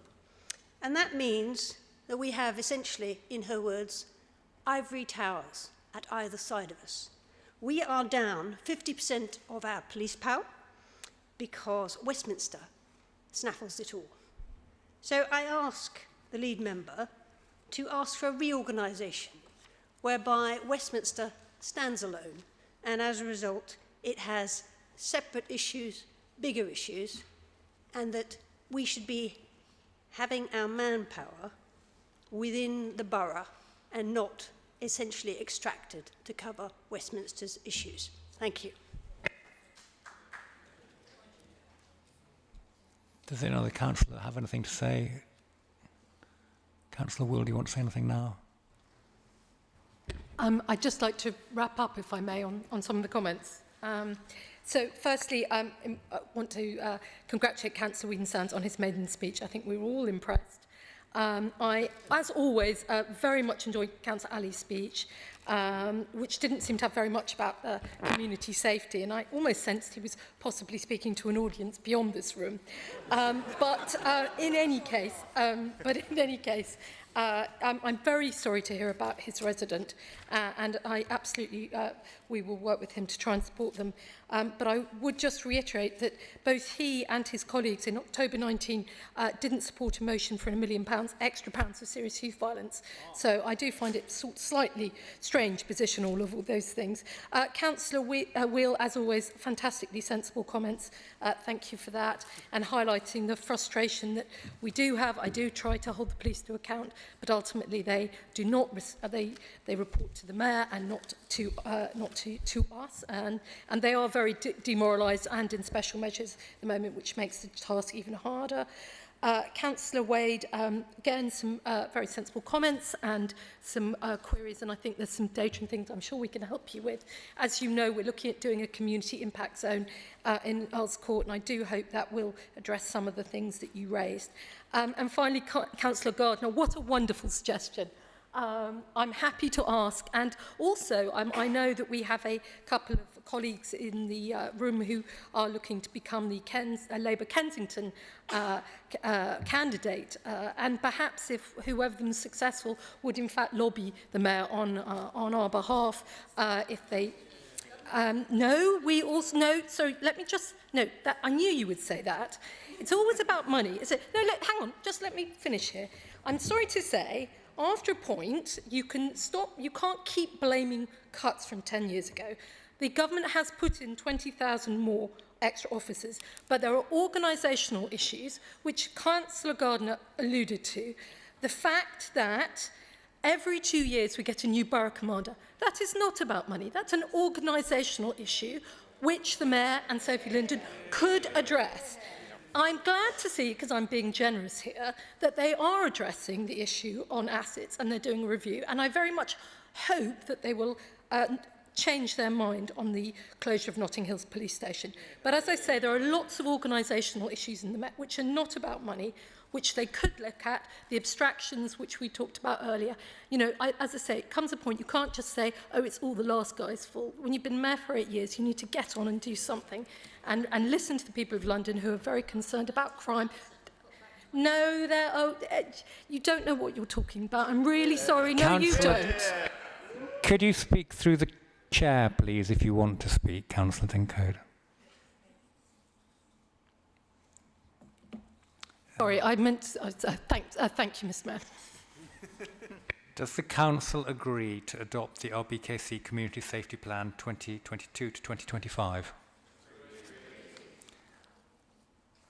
I now invite Councillor Thalasites to speak to the report as the lead member for Finance and Customer Delivery on the Treasury outturn 2021 to 2022.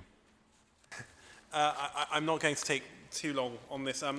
Really, just very briefly, we are all very much aware with what's happening to bonds and interest rates currently, but it's largely outside the scope of this report.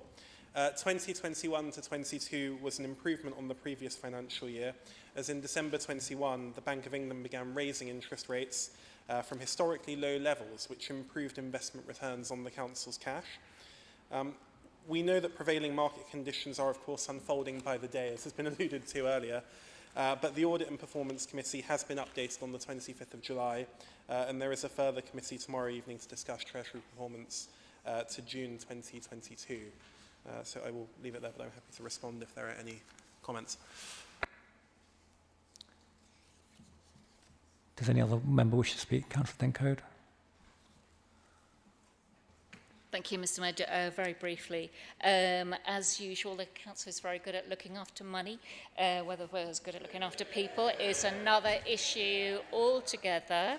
I did sit on the pension fund for 6 years, and we did a brilliant job. And actually, we went from 89% funded to 110% funded, and I will take credit for that. Thank you. But yeah. You know, we had a good year given the circumstances. I'm very, very, very worried about what's coming, and we don't even know what's coming.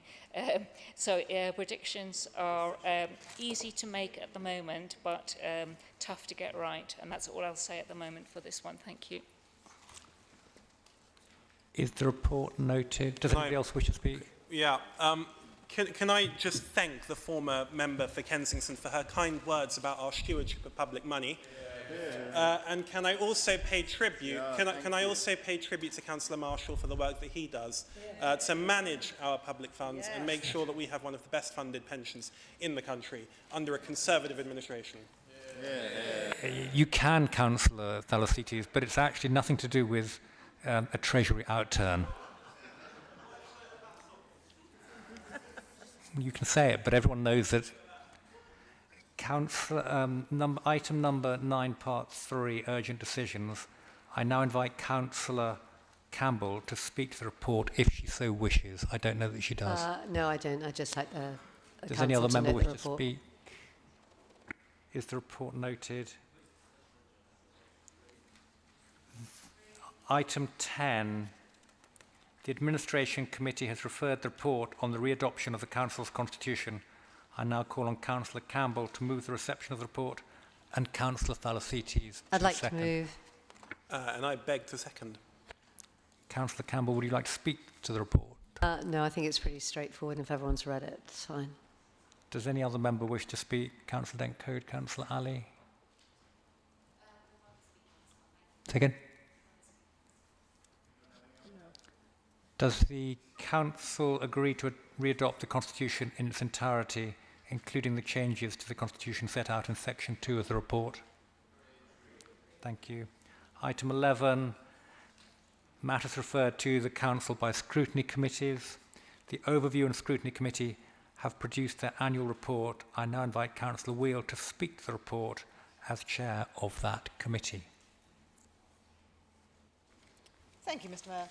I'm going to be very brief. It's a brief report, but I want to start by thanking my predecessor, Marie-Thérèse. So I'm going to allude to some of the innovations that she introduced as chair, and also to thank the outgoing chairs of the scrutiny of the select committees, Will, Janet and Marwan, for their work, and to welcome their replacements, Tom, Wala and Lucy.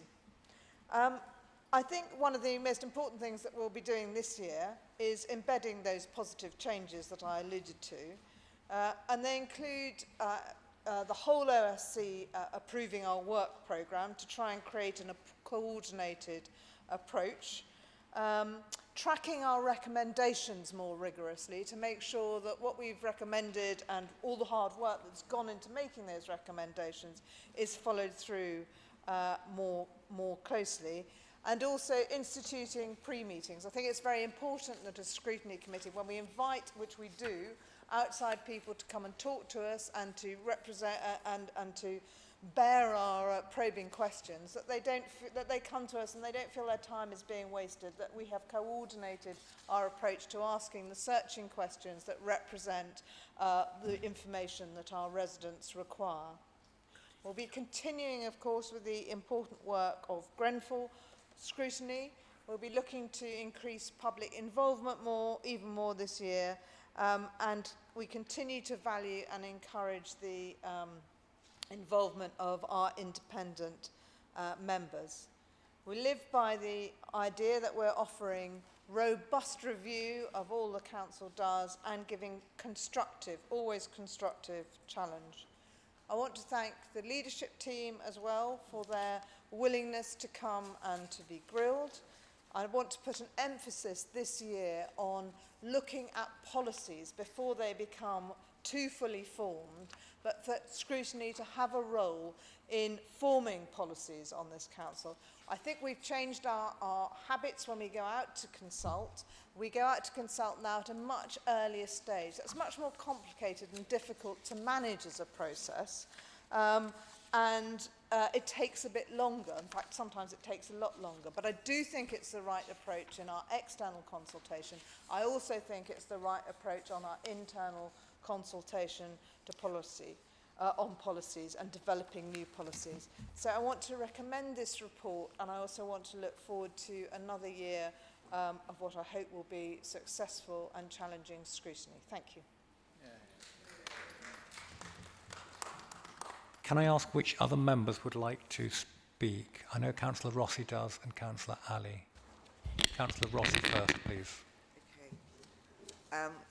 Firstly, can I congratulate Roberta on an excellent maiden speech and to say, yes, this is a very good report. I'm very impressed with it. But I wanted to say just a few words about the importance of a scrutiny because it is, the scrutiny function is crucial, I think, to the health and the performance of any local authority. And it was designed by statute as a check on executive power, and therefore it's important that it is independent of the leadership team. It is basically where backbench councillors can make their voices heard and hold the leadership team to account for their policies. We often talk about a critical friend. So my understanding is that a critical friend is someone who will tell you the truth because they have your best interests at heart. So scrutiny must always be positive and constructive and seek to improve outcomes. So in this way, I think scrutiny can help the leadership team and improve the performance of the council. Scrutiny also seeks to amplify the voices of residents, and so it is good that many residents attend our scrutiny meetings and participate. Scrutiny meetings should be open arenas where residents can have their voices heard, and these can then be reflected upwards to the leadership team, and so scrutiny can act as a bridge between the decision takers and the residents who will be affected by their decisions. I think there has been improvement in scrutiny in the past few years, but I think there is more to do. I think more time should be given or must be given to scrutiny in timetabling by the leadership team and directors so that there is always time to fully scrutinise important topics. And that goes back to what Mary was saying about scrutiny being involved earlier on in the process and therefore having a greater chance of influencing policy. The other thing is that scrutiny should be quantifiable, and that goes back then to the tracker that we now have so that we can see clearly which scrutiny recommendations have been accepted and when they are implemented. And that way you will be able to see clearly the kind of impact that scrutiny has had. Thanks. Thank you. Councillor Ali. Thank you, Mr. Mayor. If I may just say, my colleagues have referred to me as ever-present councillor. So I am always the president and talk about the issues, and I'm talking to this room, in fact, and beyond on the record, because those people who have elected me in Delgado Ward and members of our residents in Earls Court and beyond. So I'm talking to people that are watching us on YouTube at the moment. So we're here on their behalf. So I would like to put that on the record, that we're speaking to all our residents, those present and not present. Speaking of scrutiny, Mr. Mayor, scrutiny is an important work. Scrutiny allows us to hold accountable to the leadership and to deliver the best possible service we can deliver for our residents.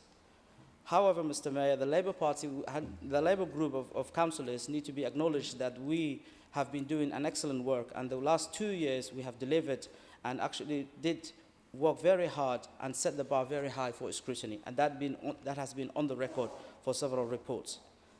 However, Mr. Mayor, I would like to stress on to this point and to make it on the record that I'm quite disappointed with the leadership, the Conservative leadership, for taking away from the chair, from the Labour group, from the chair of adult and social care, and give it back to the Conservative members of this chamber.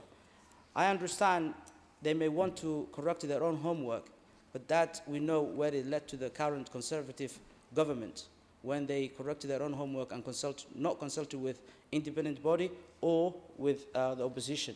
We know where the economy is now, and we know where the healthcare and everything else are. So I urge the leadership to reconsider their decision and to allow us to do our work the best possible way we can, so that we can all serve in our community and deliver a scrutiny that's fit for 21st century.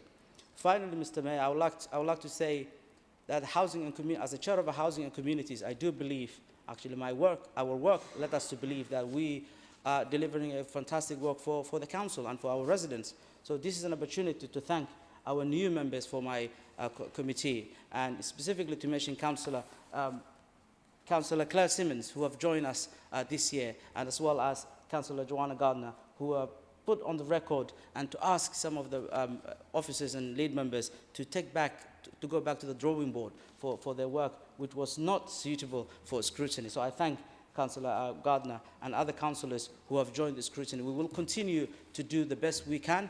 Although I would like the Labour to be in power, scrutiny is what we have at the moment, and we will do our best and make the most of it. Thank you, Mr. Mayor. Thank you, Councillor Ali. Does any other member wish to speak? In which case, is the report noted? Questions asked of lead members. I've been notified of one question to a lead member. I now invite Councillor Thaxter to ask her question to Councillor Addenbrooke. Thank you, Mr. Mayor. I would like to congratulate Councillor Wiedezan on your maiden speech. Very well done. This is a question to the leadership team. Since 2019, there has been a number of concerns, which then led to a strategic review carried out by 3 respective CCG, otherwise known as the ICS now. Since then, there has been a commission under independent care to review the service provision. What happened after this review? Why can't we have a model of care that ensures that delivery of sustainability, clinically and cost-effective bed-based and community specialist palliative care? At present, the palliative care unit has been closed. What are we doing to hold the ICS to account to ensure the service reopens to serve its purpose? So can I just ask a question, Councillor Thaxter? What is ICS? ICS, that's the new service that took over from the CCG. Thank you. Thank you for clarifying that. Integrative care system. Oh, sorry. Councillor Addenbrooke. Thank you, Councillor Thaxter, and thank you for raising this really important issue. As I'm sure you're aware, we are absolutely opposed to the closure of the inpatient unit at the Pembridge Hospice. Lead members and the Adult Social Care Select Committee have engaged with the NHS since this was first raised in 2018, and we have consistently called for better community consultation on the options of end-of-life care in the borough. The North West London Joint Health and Overview Scrutiny Committee are also involved in this review, and an update paper was presented to them this morning. I know from personal experience the difference good palliative care can make. A hospice with inpatient beds can make a difference, giving support and respite to the patient, their family, friends and carers at such a sensitive and stressful time, as well as choice at the end of life. And we have heard from our residents and those in neighbouring boroughs that they too, and do not want to lose this offer in North Kensington. Travel to alternative hospice provisions in North and South London is already difficult, but the Mayor of London's proposed bus cuts will make this even more arduous, adding additional stress to patients and their families at such an emotive time. And the ICS has also acknowledged the additional challenges these changes will make. So next steps. I have recently spoken to the ICS, and they have acknowledged the need for a bedded unit as part of the end-of-life offer. In June, the ICS issued an interim engagement report and are committed to issuing a final report once they have received feedback from all the boroughs in North West London. The ICS is also working on a proposed model of care following input from the engagement events and will consult on this once this has been completed. They are also aiming to have the first meeting of the end-of-life delivery group in November. So we will continue to work with the ICS with the aim to have the best care and support for our residents at the end of their lives, with both specialist community palliative care and hospice in-bed options available. And ask that the select committee that you sit on will also support this objective and hold the ICS to account. We all want the best health offer for our residents at the end of their lives, and I hope that we can all work on this together. Thank you. Councillor Thaxter, do you have a follow-up question? Yes, I would like to thank Councillor Sarah Adam-Brooke for, your well-informative answer, and I also like the fact that you've stated the importance of, this continuing care being looked at for a local community. But what I would like to let you aware of is the fact that I passed the building the other day and I realized that there were refurbishment. And this is something that I would like us to look at, why they're refurbishing the building if they don't have a service or a model that is supposed to be going there. We need to look into these things in case, or, things change in front of our eyes and we're not aware of what's been going on behind our backs against our local residents' needs. Thank you. Councillor Adam-Brooke. Thank you, Portia. I was not aware that they're doing any work there. We will contact the ICS and find out. Thank you. And Mr. Mayor, sorry, if I may. You may. Could I just encourage everybody to get their flu jab and their COVID booster? If you haven't had it done already, please do go and get it, or both of them, and please encourage your residents. Thank you. Thank you, Councillor Adam-Brooke. Matters of local concern raised under Standing Order 11. Does any member wish to raise a matter under Standing Order 11 and speak for up to 2 minutes? Councillor Hammond, I know. Councillor Thalasitis, I note. Councillor Adam also. Councillor Hammond first. Thank you, Mr. Mayor, and may I start by congratulating my friend Councillor Whedon-Sands on his maiden speech. He wasn't here in the last term, but those who in this place, but those who were will have heard me speak at least once or twice about the problem of protecting historic built assets around the borough. And I'm delighted to report that there's been some significant progress in the last month, because on my walk up to the council via Gasper Mews, the Grade 2 listed arch there now has scaffolding around it as of 2 days ago. And as of a couple of weeks ago, the Lexham Mews Arch in Abingdon Ward also has scaffolding up round it. And this is the culmination of 5 years of work since my constituent Pamela de Tristan of Gasper Mews first drew my attention to the problem during the 2018 election campaign. And she'd been working for a couple of years on how to repair the crumbling arch that nobody owns. It took a year's work to get a legal framework. That was a working group, and my friend Councillor Oretti is in his place. He was part of that working group, as was Councillor Bennett, who's much missed tonight. It took another year to get a budget, a third year to do surveys, and a fourth year to do contract specifications on the priorities, to tender and to let the contracts. But finally we've got there, and I would like to put on record my thanks to the planning officers who've supported us with this. Graham Stallwood particularly, who started it off and was very supportive in the beginning. Jago Williams from Building Control, who's been really, really excellent over the last few months on this. And then to the lead members successively, Councillor Thalasitis, Councillor Kamali particularly, who've supported us from the Environment Department, and formerly Councillor Wheel, who had the budget responsibility for the budget and supported us with getting it. So thank you all very much. Thank you, Mr. Mayor. Thank you, Councillor Hammond. Councillor Adam. Thank you, Mayor. I've been watching and follow you on Twitter. I like your presence in south of the borough, attending different engagement or events with the communities. I wish to see you in North Kensington. And I would like to address something happened during the carnival. Graffiti.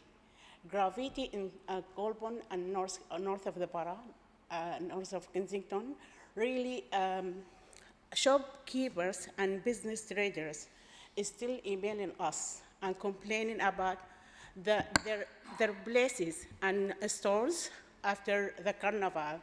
And last email I received it 2nd of October, and we try to engage with so many officers, and they keep sending them from department to other department. I'd like to address this one, and also to invite you or your staff to come down to Goulburn and North Kensington to see what's going on there. And hopefully soon we have something or some kind of solution for all these problems with the graffiti. Thank you.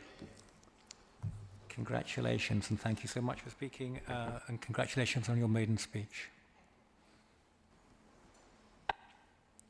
Councillor Thalasitis, did you want to raise an item? Yes, thank you, Mr. Mayor. Can I also congratulate Councillor Whedon-Sands? I'm sure the best is yet to come, but it was a fantastic maiden speech. I want to talk briefly and to welcome the investment in Leighton House, which has just reopened. It's a fantastic investment in our borough, in our culture. It forms, alongside the Design Museum and the Opera Holland Park, a cultural quarter in the Hearts of Holland ward, which is much loved by our residents. I want to thank Councillor Will, Councillor Taylor-Smith, and all of the officers and previous lead members. Councillor Pascal, I know, was influential, Councillor Hargreaves, and others, probably yourself even, Mr. Mayor, who have played a part.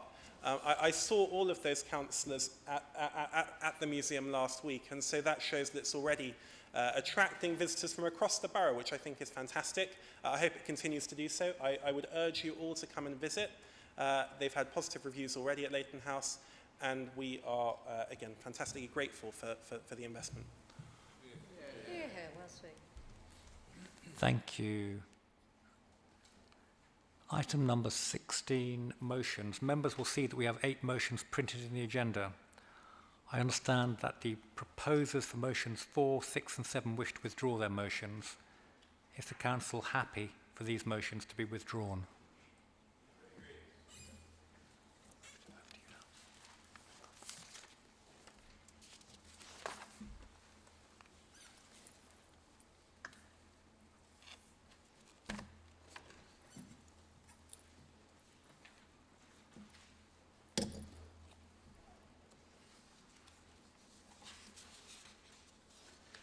Good evening.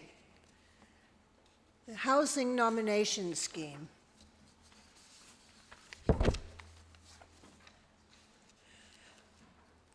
The first motion is on the subject of the Housing Nomination Scheme. I call on Councillor Wade to formally move the motion standing in her name, and Councillor Verboven to second. I move. And I second. I now invite Councillor Wade to speak for up to 5 minutes. Thank you, Deputy Mayor. Nominations can be transformative. Poor nominations can have a devastating impact on the individual, where they live, and the community that they're placed in. Nominations should not be the case of the borough discharging their responsibility to the police, housing associations, and the community as a consequence of inappropriate placement, and that is not an equal partnership. Consequences for the individual or their family and becoming a revolving door, for the community or a breakdown of trust that the council will care or address the problem. Also a breakdown of trust for the RPs and the potential loss of housing stock. Nominations should not be a case of chasing weekly targets, but considering the context of the placement and whether it's appropriate, whether relevant support is in place. In Earls Court, we have 3 forms of nomination streams: specialist supported housing, general needs, and temporary housing. Nominations without taking into consideration the unique problems of Earls Court is experiencing is in some cases a short-term fix and contributes to the problems in the area. Specialist supported housing. We have approximately 48% of specialist supported housing needs for the borough in or around the borough, the ward area. Kettling vulnerable people with a wide range of complex needs and facilities where operators are, in some cases, gatekeepers within a complex floor plan without additional specialist support is not a help. So rather than supporting individuals to transition into independent living, some are on the streets in a worse condition than when their license started. In general needs, we have a high level of single units in Earls Court, and there must be more transparency at the time of nomination with data sharing to prevent inappropriate placements. Placements have to have appropriate support and a mechanism that if the nomination goes wrong, there's a fast-track procedure to address the situation. The borough relies on RPs to provide 70% of their stock to deliver on the housing responsibilities. The borough requires 100% nomination, but a failure to provide relevant data creates problems, which results in a breakdown of trust with RPs and neighbours, and significantly, the individual is left in limbo, with eviction sometimes the only option. There are other consequences. RPs who consider the standard of the nomination from the council is such that they refer that their housing stock is a hostel, and therefore do not prioritise repairs, general maintenance, and their standard of management is low. Or that in the case of a chaotic lifestyle, that on becoming void, that the financial viability assessment is too high, in which case the stock gets sold. Lastly, temporary housing. The council has a duty of care to place vulnerable people, but if they do not comply with the terms and conditions of their tenancy, action should be taken.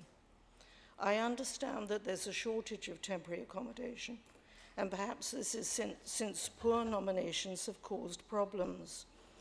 Irrespective of who is responsible for the management of the tenancies, to have to request 24/7 security on a flat with an RBKC temporary housing tenant due to drug dealing was clearly a reason to terminate a tenancy. And there should be a mechanism in place to address this problem, and this scenario is not unique. So nominations are not just about parking individuals, but considering their location, the situation, and whether the area can support their needs. Thank you, Mr. Mayor. Well done, 5 minutes. Impressive. I now invite Councillor Verboven. Do you wish to speak? Yes, thank you, Madam Mayor. It is with regret that we have noticed that the current nomination scheme has actually contributed to the antisocial behaviour problem that we are facing in Earls Court, which is... Could you speak into the mic, please? Thank you. No worries. It is with regret that we have noticed that the current nomination scheme has actually contributed to the antisocial behaviour problem that we are facing in Earls Court, which is the main issue that residents contact us about. Inappropriate nominations to housing associations and temporary accommodation have had a number of important consequences, which I would like to raise in support of this motion. Firstly, the impact on the residents nominated. In too many cases, people with vulnerable backgrounds and complex needs end up in general needs accommodation where they are not receiving the support they should be getting. In an area where we have a drug problem, a number of these residents have come into contact with drugs, and they ended up down a path where they are worse off than before their entry in their current accommodation. We can name at least 3 places where, in a short period of time, a closure order has been enacted involving inappropriate nominations in Earls Court by the police, and action in 7 cases by the private landlord, with more to come. But linked to that is the increased drug use, drug dealing, and aggressive begging that many of our residents bring up in conversations with us. And that brings me to the impact on the neighbours. Residents simply do not feel safe. We attended a residents' association meeting just last week where one particular case was brought up. People living in the building and living nearby talk about sleep deprivation, the shouting, the aggressive behaviour from visitors to a particular flat. The lock to the front door was removed. They lost count of how often the police has been called. One resident is so afraid they left their flat and is staying with friends until the issue is resolved. That is not an isolated case, in fact, it is the majority of our casework. We heard earlier tonight that safety is incredibly important. In fact, it is a basic need. It's something that many residents feel they are lacking. Thirdly, the impact on the relationship with housing associations and temporary housing providers. In our conversation with housing officers, we have felt a frustration as they were not given enough information on the background of the people nominated, and therefore their actions are reactive and often respond late to tackle issues.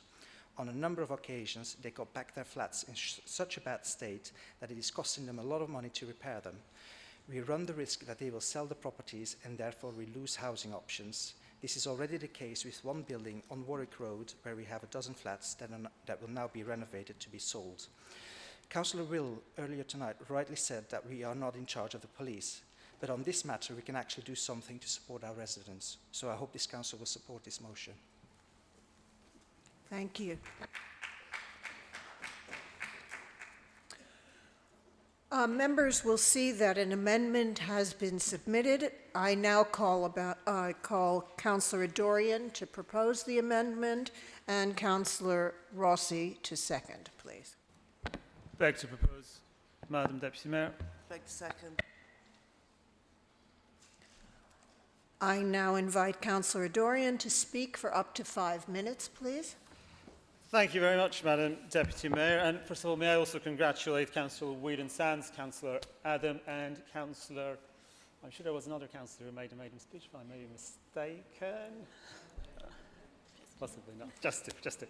Well, first of all, again, thank you to my fellow Earls Court Ward councillors for bringing forward this motion on a subject all of us, I know, have campaigned on and pursuing together on our work on the council. This issue, as my fellow councillors have explained, is about an over-concentration of vulnerable individuals in general needs studio and one-bed accommodation in Earls Court, sadly not always in receipt of specialist support. And the whole issue of specialist accommodation is an entire issue in and of itself and has already been highlighted. This issue has been raised consistently over a number of years, more significantly since the pandemic, by residents across Earls Court and by ourselves as ward councillors, and we presented a series of recommendations in our call to action this spring, and improvements in nominations is one of them. These placements, unfortunately, have an unfair impact, both on the individual themselves and other residents, in terms of drug-fueled antisocial behaviour in the building and in surrounding streets, with some attracting visitors from outside the area who also have drug or indeed alcohol dependencies themselves, almost creating the perfect captive market for dealers who our overstretched local police have been battling. Now, of course, as a council, we do have housing duties, particularly to our most vulnerable residents, and it is an opportunity in the renewal of the council's allocation scheme, hence the amendment, to find ways of tackling this over-concentration, of avoiding it in the first place where possible, of introducing fair and sensitive letting, and ensuring that the most appropriate homes are, whether in the borough or indeed elsewhere, are allocated to those who need that bit of extra help on their transition to independent living. And I would equally urge the leadership team to continue to exert pressure on housing associations operating in this borough to make sure that they are responsible landlords and they work with us to manage tenancies, to root out ASB, to work with the police, of course, where appropriate, and ensure a safe living environment for all of their tenants. And this is particularly relevant to Earls Court, where the majority of social housing is owned and managed, or some may say not managed, by RSLs. Now, this council's allocation policy will of course apply to the whole borough, and though we as Earls Court councillors continue to raise this specific issue in our ward, I trust that the motion as amended can meet with the support of colleagues across the borough. Thank you very much. Thank you. Councillor Rossi, do you wish to speak at this point? Yes, I do. Thank you. All three Earls Court councillors worked very hard on the call to action. But the thing that really sticks in my mind is Malcolm Spaulding coming here with the residents and everything going so well, and then 2 days later that he was dead. And so I feel that I have a debt to Malcolm to try and tackle this as best I can. Hear, hear. So firstly, and most importantly, I have to say that there is a real and growing problem in Earls Court. The problem is not coterminous with the ward boundaries. It's the Earls Court area. The borders are porous and it spills into my ward, Redcliffe, and part of Courtfield. So as a long-term resident, I see the problem every day and I can see that it's getting worse. Broadly speaking, it is one of antisocial behaviour, but it is much more complex than that. It involves beggars, street drinkers, drug taking and dealing, many people with mental health problems, comorbidity, vagrancy, street crime and burglaries, and then graffiti and rubbish and all the rest of it as well. It is a multifaceted problem, and the solution will also have to be multifaceted, which is why I endorse the amendment's call for the leadership team to work with the other agencies involved. The problem will only be alleviated by a joined up and collective response. Earls Court has these inner city problems, even though it is one of the most densely populated wards in Europe. It houses many families with young children. It has St Cuthbert's School, St Barnaby's and St Philip's, and Bousfield in Redcliffe. It is a residential area with shops, restaurants, pubs, estate agents and many dry cleaners. There are some cost-neutral things that we could do to help. Through licensing, we could make it, Earls Court, a cumulative impact area and reduce the number of late-night licenses. Through planning, we could stop protecting the development of hotels and HMOs.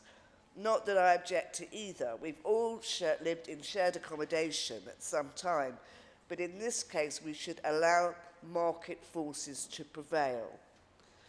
But the nub of this particular motion and the amendment is about nomination to housing.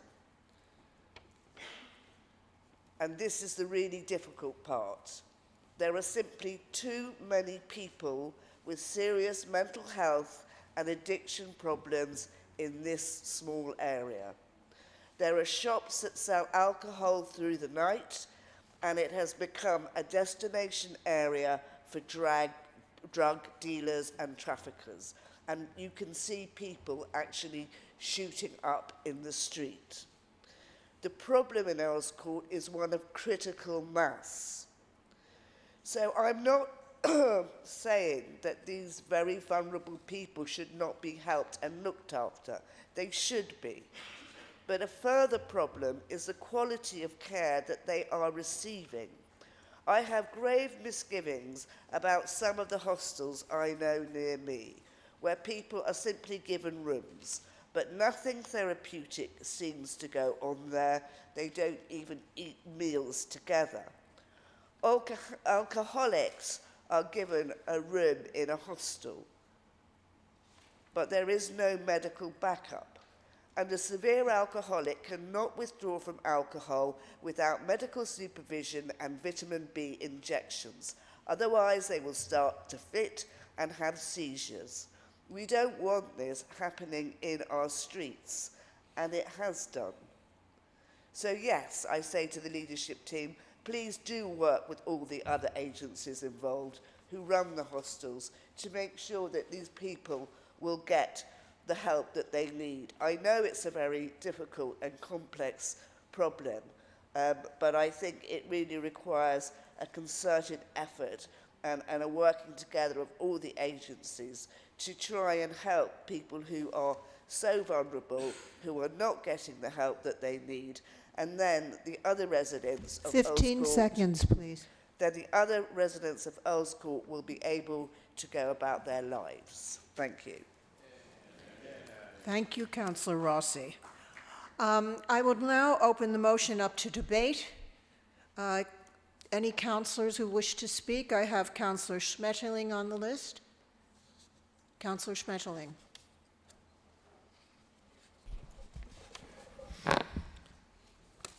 Thank you, Madam Deputy Mayor. Clearly, we need to do something more to rid the Earls Court area of crack houses, antisocial behaviour and notably drug dealing in the borough, as the motion and the proposed amendment state. Indeed, I think the amendment strengthens the point being made. I know it greatly concerns the local residents. I recall a licensing meeting a couple of years ago regarding a shop, not a bar, quite some distance away from Earls Court Road station, where residents opposed an extension of hours on the grounds it would add to antisocial behaviour, even though there was absolutely no evidence that this shop had been selling to any antisocial elements late at night within the existing hours. It is therefore only right that we call on the leadership team to work with the various partners and stakeholders to tackle these issues. In this context, I should like to commend my fellow councillor, Greg Hammond, for establishing the annual meeting with housing associations, which we now have had 2. I know this has improved communication between housing associations and councillors and the council. And I must say, it has been helpful even for me in resolving residents' housing issues. Finally, I think it is only right, as it says in the amendment, to pay tribute to our late colleague, Councillor Malcolm Spalding, who sadly passed away last March, who was so active for the Earls Court residents, as indeed Councillor Rossi just mentioned. And I call on the Chamber to support this motion as amended wholeheartedly. Thank you. Thank you, Councillor Schmetterling. I now call on Councillor Kamali. Thank you, Madam Deputy Mayor.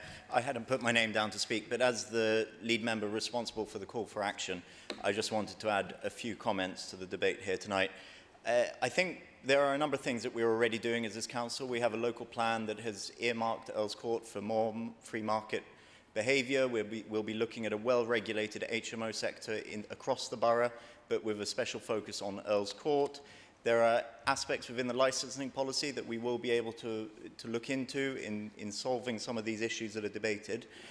There will be other areas which are outside of my expertise, and I'll be looking across the front bench here to my colleagues in the executive to seek their guidance and support in how we may best address them, most notably with the issues of mental health within the area. But I think it is also worth noting that 2 of the councillors who are proposing the unamended motion tonight, their national party supports the decriminalisation of a number of drugs. And these are something that we need to make sure that as a council, we're making sure the police, who have also been ordered by a different party's mayor to not take such a hard line on drug use, we need to make sure that as Conservatives, we do keep that hard line and we help stamp out these problems in these wards and make sure that Earls Court can be the place that we know it really can be going forward. Thank you. Thank you. Any other councillors wish to speak to this amendment? Okay, I call on Councillor Taylor Smith as the lead member. Oh, sorry. Oh, sorry.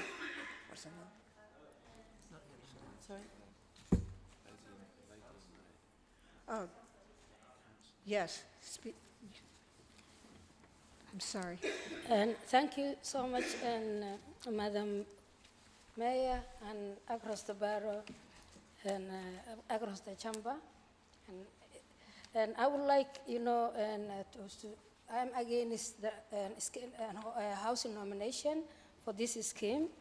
The reason is it is really unfair to change the nomination of the housing because it will affect people who are mainly from ethnic minorities, people who were suspected, but not identified as drug dealers, and this will increase homelessness and sleeping in the street. And I would like and if there is an issue in Earls Court, which I live near and I used to live long time, and if there is a people who were identified, it is better to inform to the police and report, and this can be taken action. Antisocial behavior is a borough-wide. I live in near Earls Court, and I myself, I suffer several times with antisocial behavior in my accommodation, where Linda herself and sits as a director for Notting Hill Housing, and nothing has been done. And so this housing nomination change, you know, it is not really an ideal one, but it can be tackled in different way if there is a drugs and if there is antisocial behavior in Earls Court. It has better to consider as a borough-wide and to address as a borough-wide, not only for a specific ward. My ward, Caulfield, also there is a complaints of antisocial behavior all the time, and this is an issue which needs. But to change the housing nomination, it is not, you know, something which is supportive, because it will affect the people from ethnic, I'm sure 100% it will affect the people from black and ethnic minorities, which, you know, and it will say it is suspected that they do this and do that. So, and it has to be fair for every person to get an accommodation, and this to less homelessness. Thank you so much, Madam Mayor. Thank you, Councillor Isi. Is there anyone else who'd like to speak before we hear from the lead member, Kim Taylor-Smith? Kim? Thank you, Madam Mayor. Oh, my goodness me, what a lot of people to thank. So, first of all, just to thank Councillor Whedon-Sands, Councillor Adam and Councillor De Harbo for your maiden speeches. Can I also thank both Councillors Wade and Verboden for bringing this important motion to the Council. So, we've heard an awful lot today. It's very much been focused around the issues of nominations and support. Obviously, my responsibility is housing, so I'm going to talk specifically about the issues of nominations and housing. Gemma's already, Councillor Kmali's already talked about the action that it's doing in terms of how planning can take their role in the type of housing that we will see in Earls Court. And clearly, the focus of this motion is about nominations being the problem. Now, I can very much support what has been said in this chamber today, and I'm very happy to support this motion and its amendment.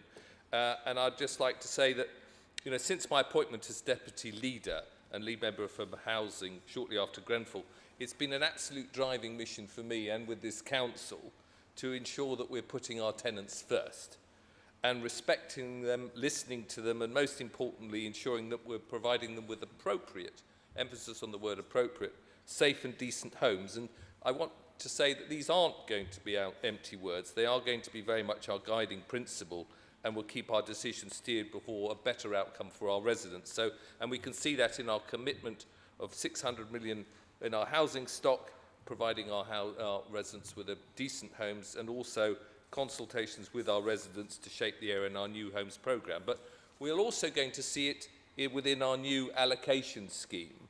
And I want our allocation scheme to be forward-thinking and ambitious, moving our residents out of temporary accommodation and into settled homes, and providing with a place that they can call home.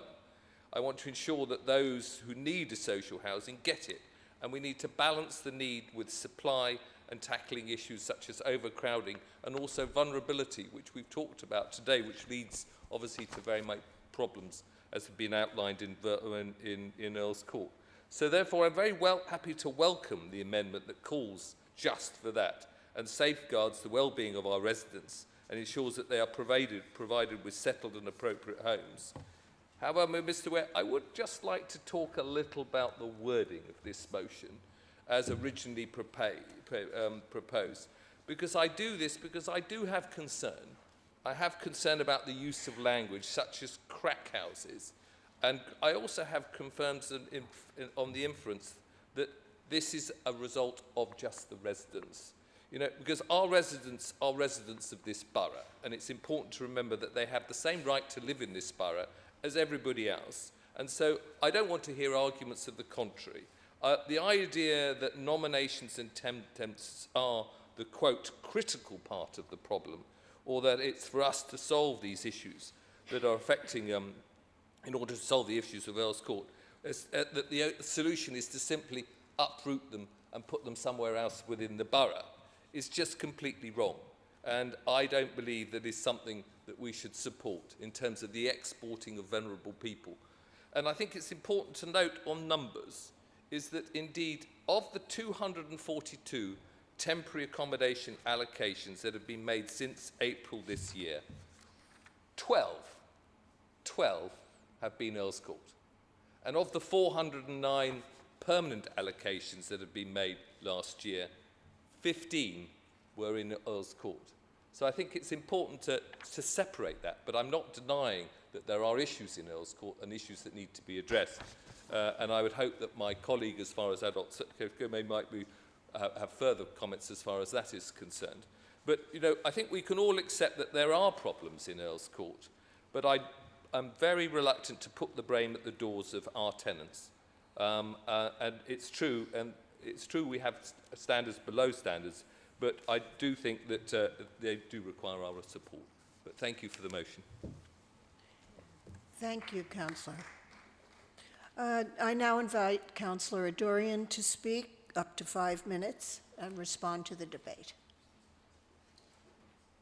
I'd like to thank everyone's contributions to the debate and thank the lead member, Cem Kamali and Councillor Taylor-Smith for their responses. And we look forward to continuing to work with the leadership team on the full implementation of the call to action and, wherever possible, on changes to the nomination scheme as well. Thank you for the acknowledgement that there are issues in Earls Court, and we continue to work collaboratively to find solutions. Thank you very much. Thank you, Councillor Durian. I now invite Councillor Wade to respond to the debate, please. I think that the reason why this motion was raised was partly because of the councillor's call to action, which is a multi-layered issue, and housing was one of them.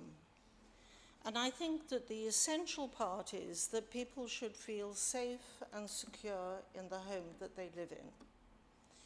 If you have a densely populated area, as Marie-Therese referred to, and you have a high level of one-bedroom flats or bedsits, you will, by definition, get a high referral from the Common Housing Register.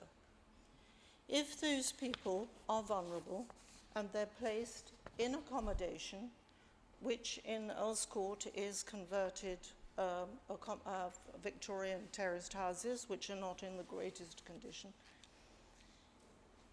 these people get hidden if they don't get the support that they need.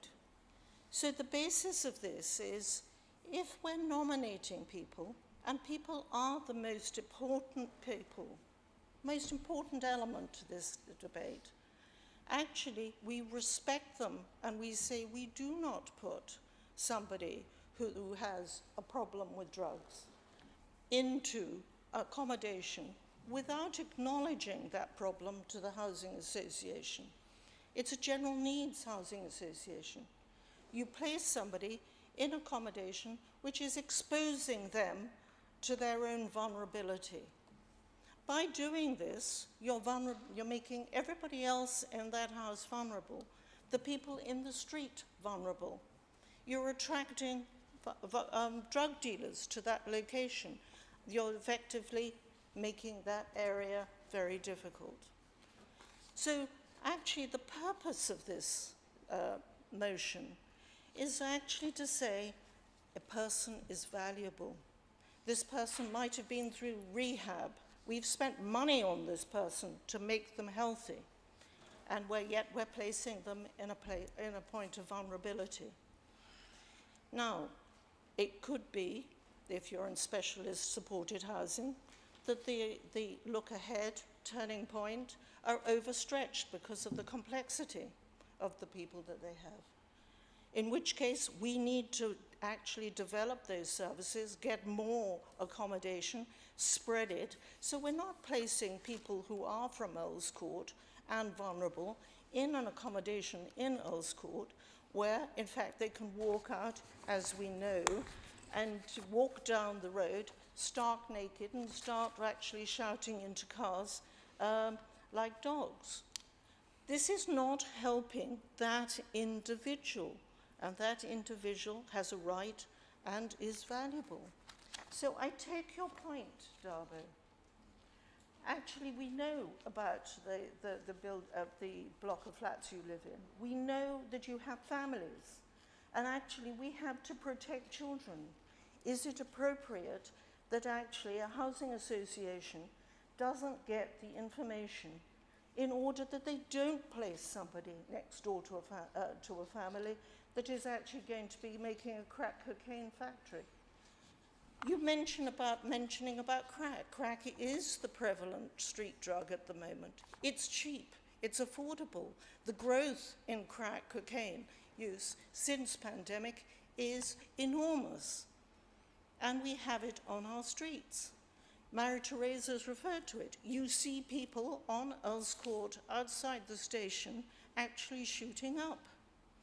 Now, if you have a high proportion of vulnerable people, we should be supporting them. And one method of doing this is appropriate nomination. I'm not saying it's meant to be prejudicial.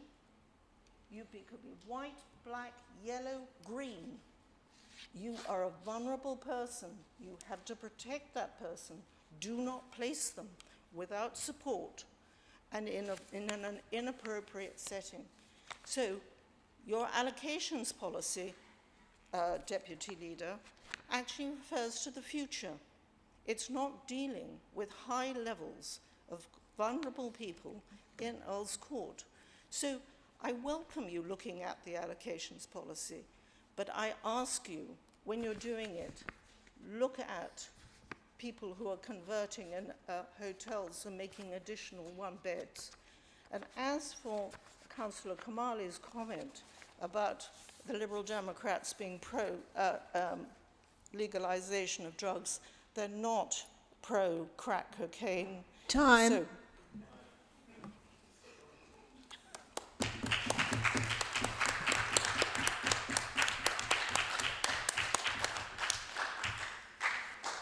I now put the amendment to a vote. Would those for the amendment please show?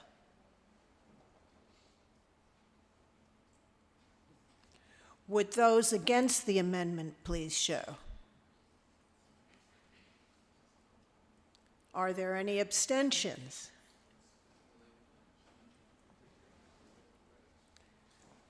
I declare the amendment carried.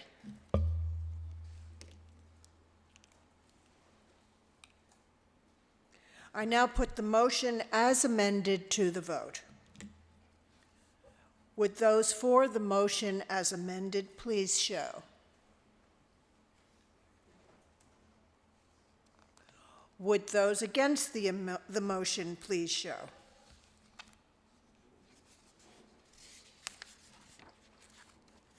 Are there any abstentions? I declare the motion as amended carried. Thank you.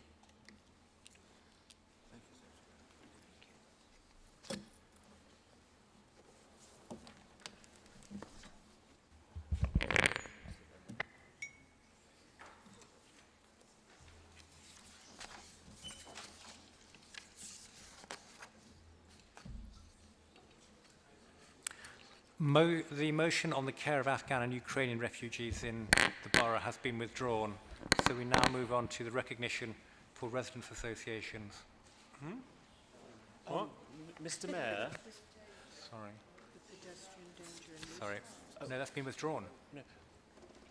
Sorry, my apologies.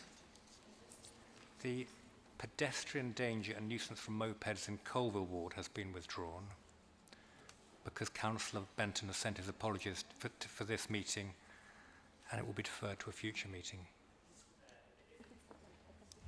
If I may, given the time is now just past 9:15, and the next motion on refugees, which has an amendment to it, will take up a significant length of time, having discussed with the proposer and seconder, we may suggest it would be conducive to the meeting to postpone to the next meeting, given it would take up our time until about 10 p.m. tonight if we didn't. So with your permission, Mr. Mayor, and Councillor Thalasitis, it might be wise to go straight to appointments.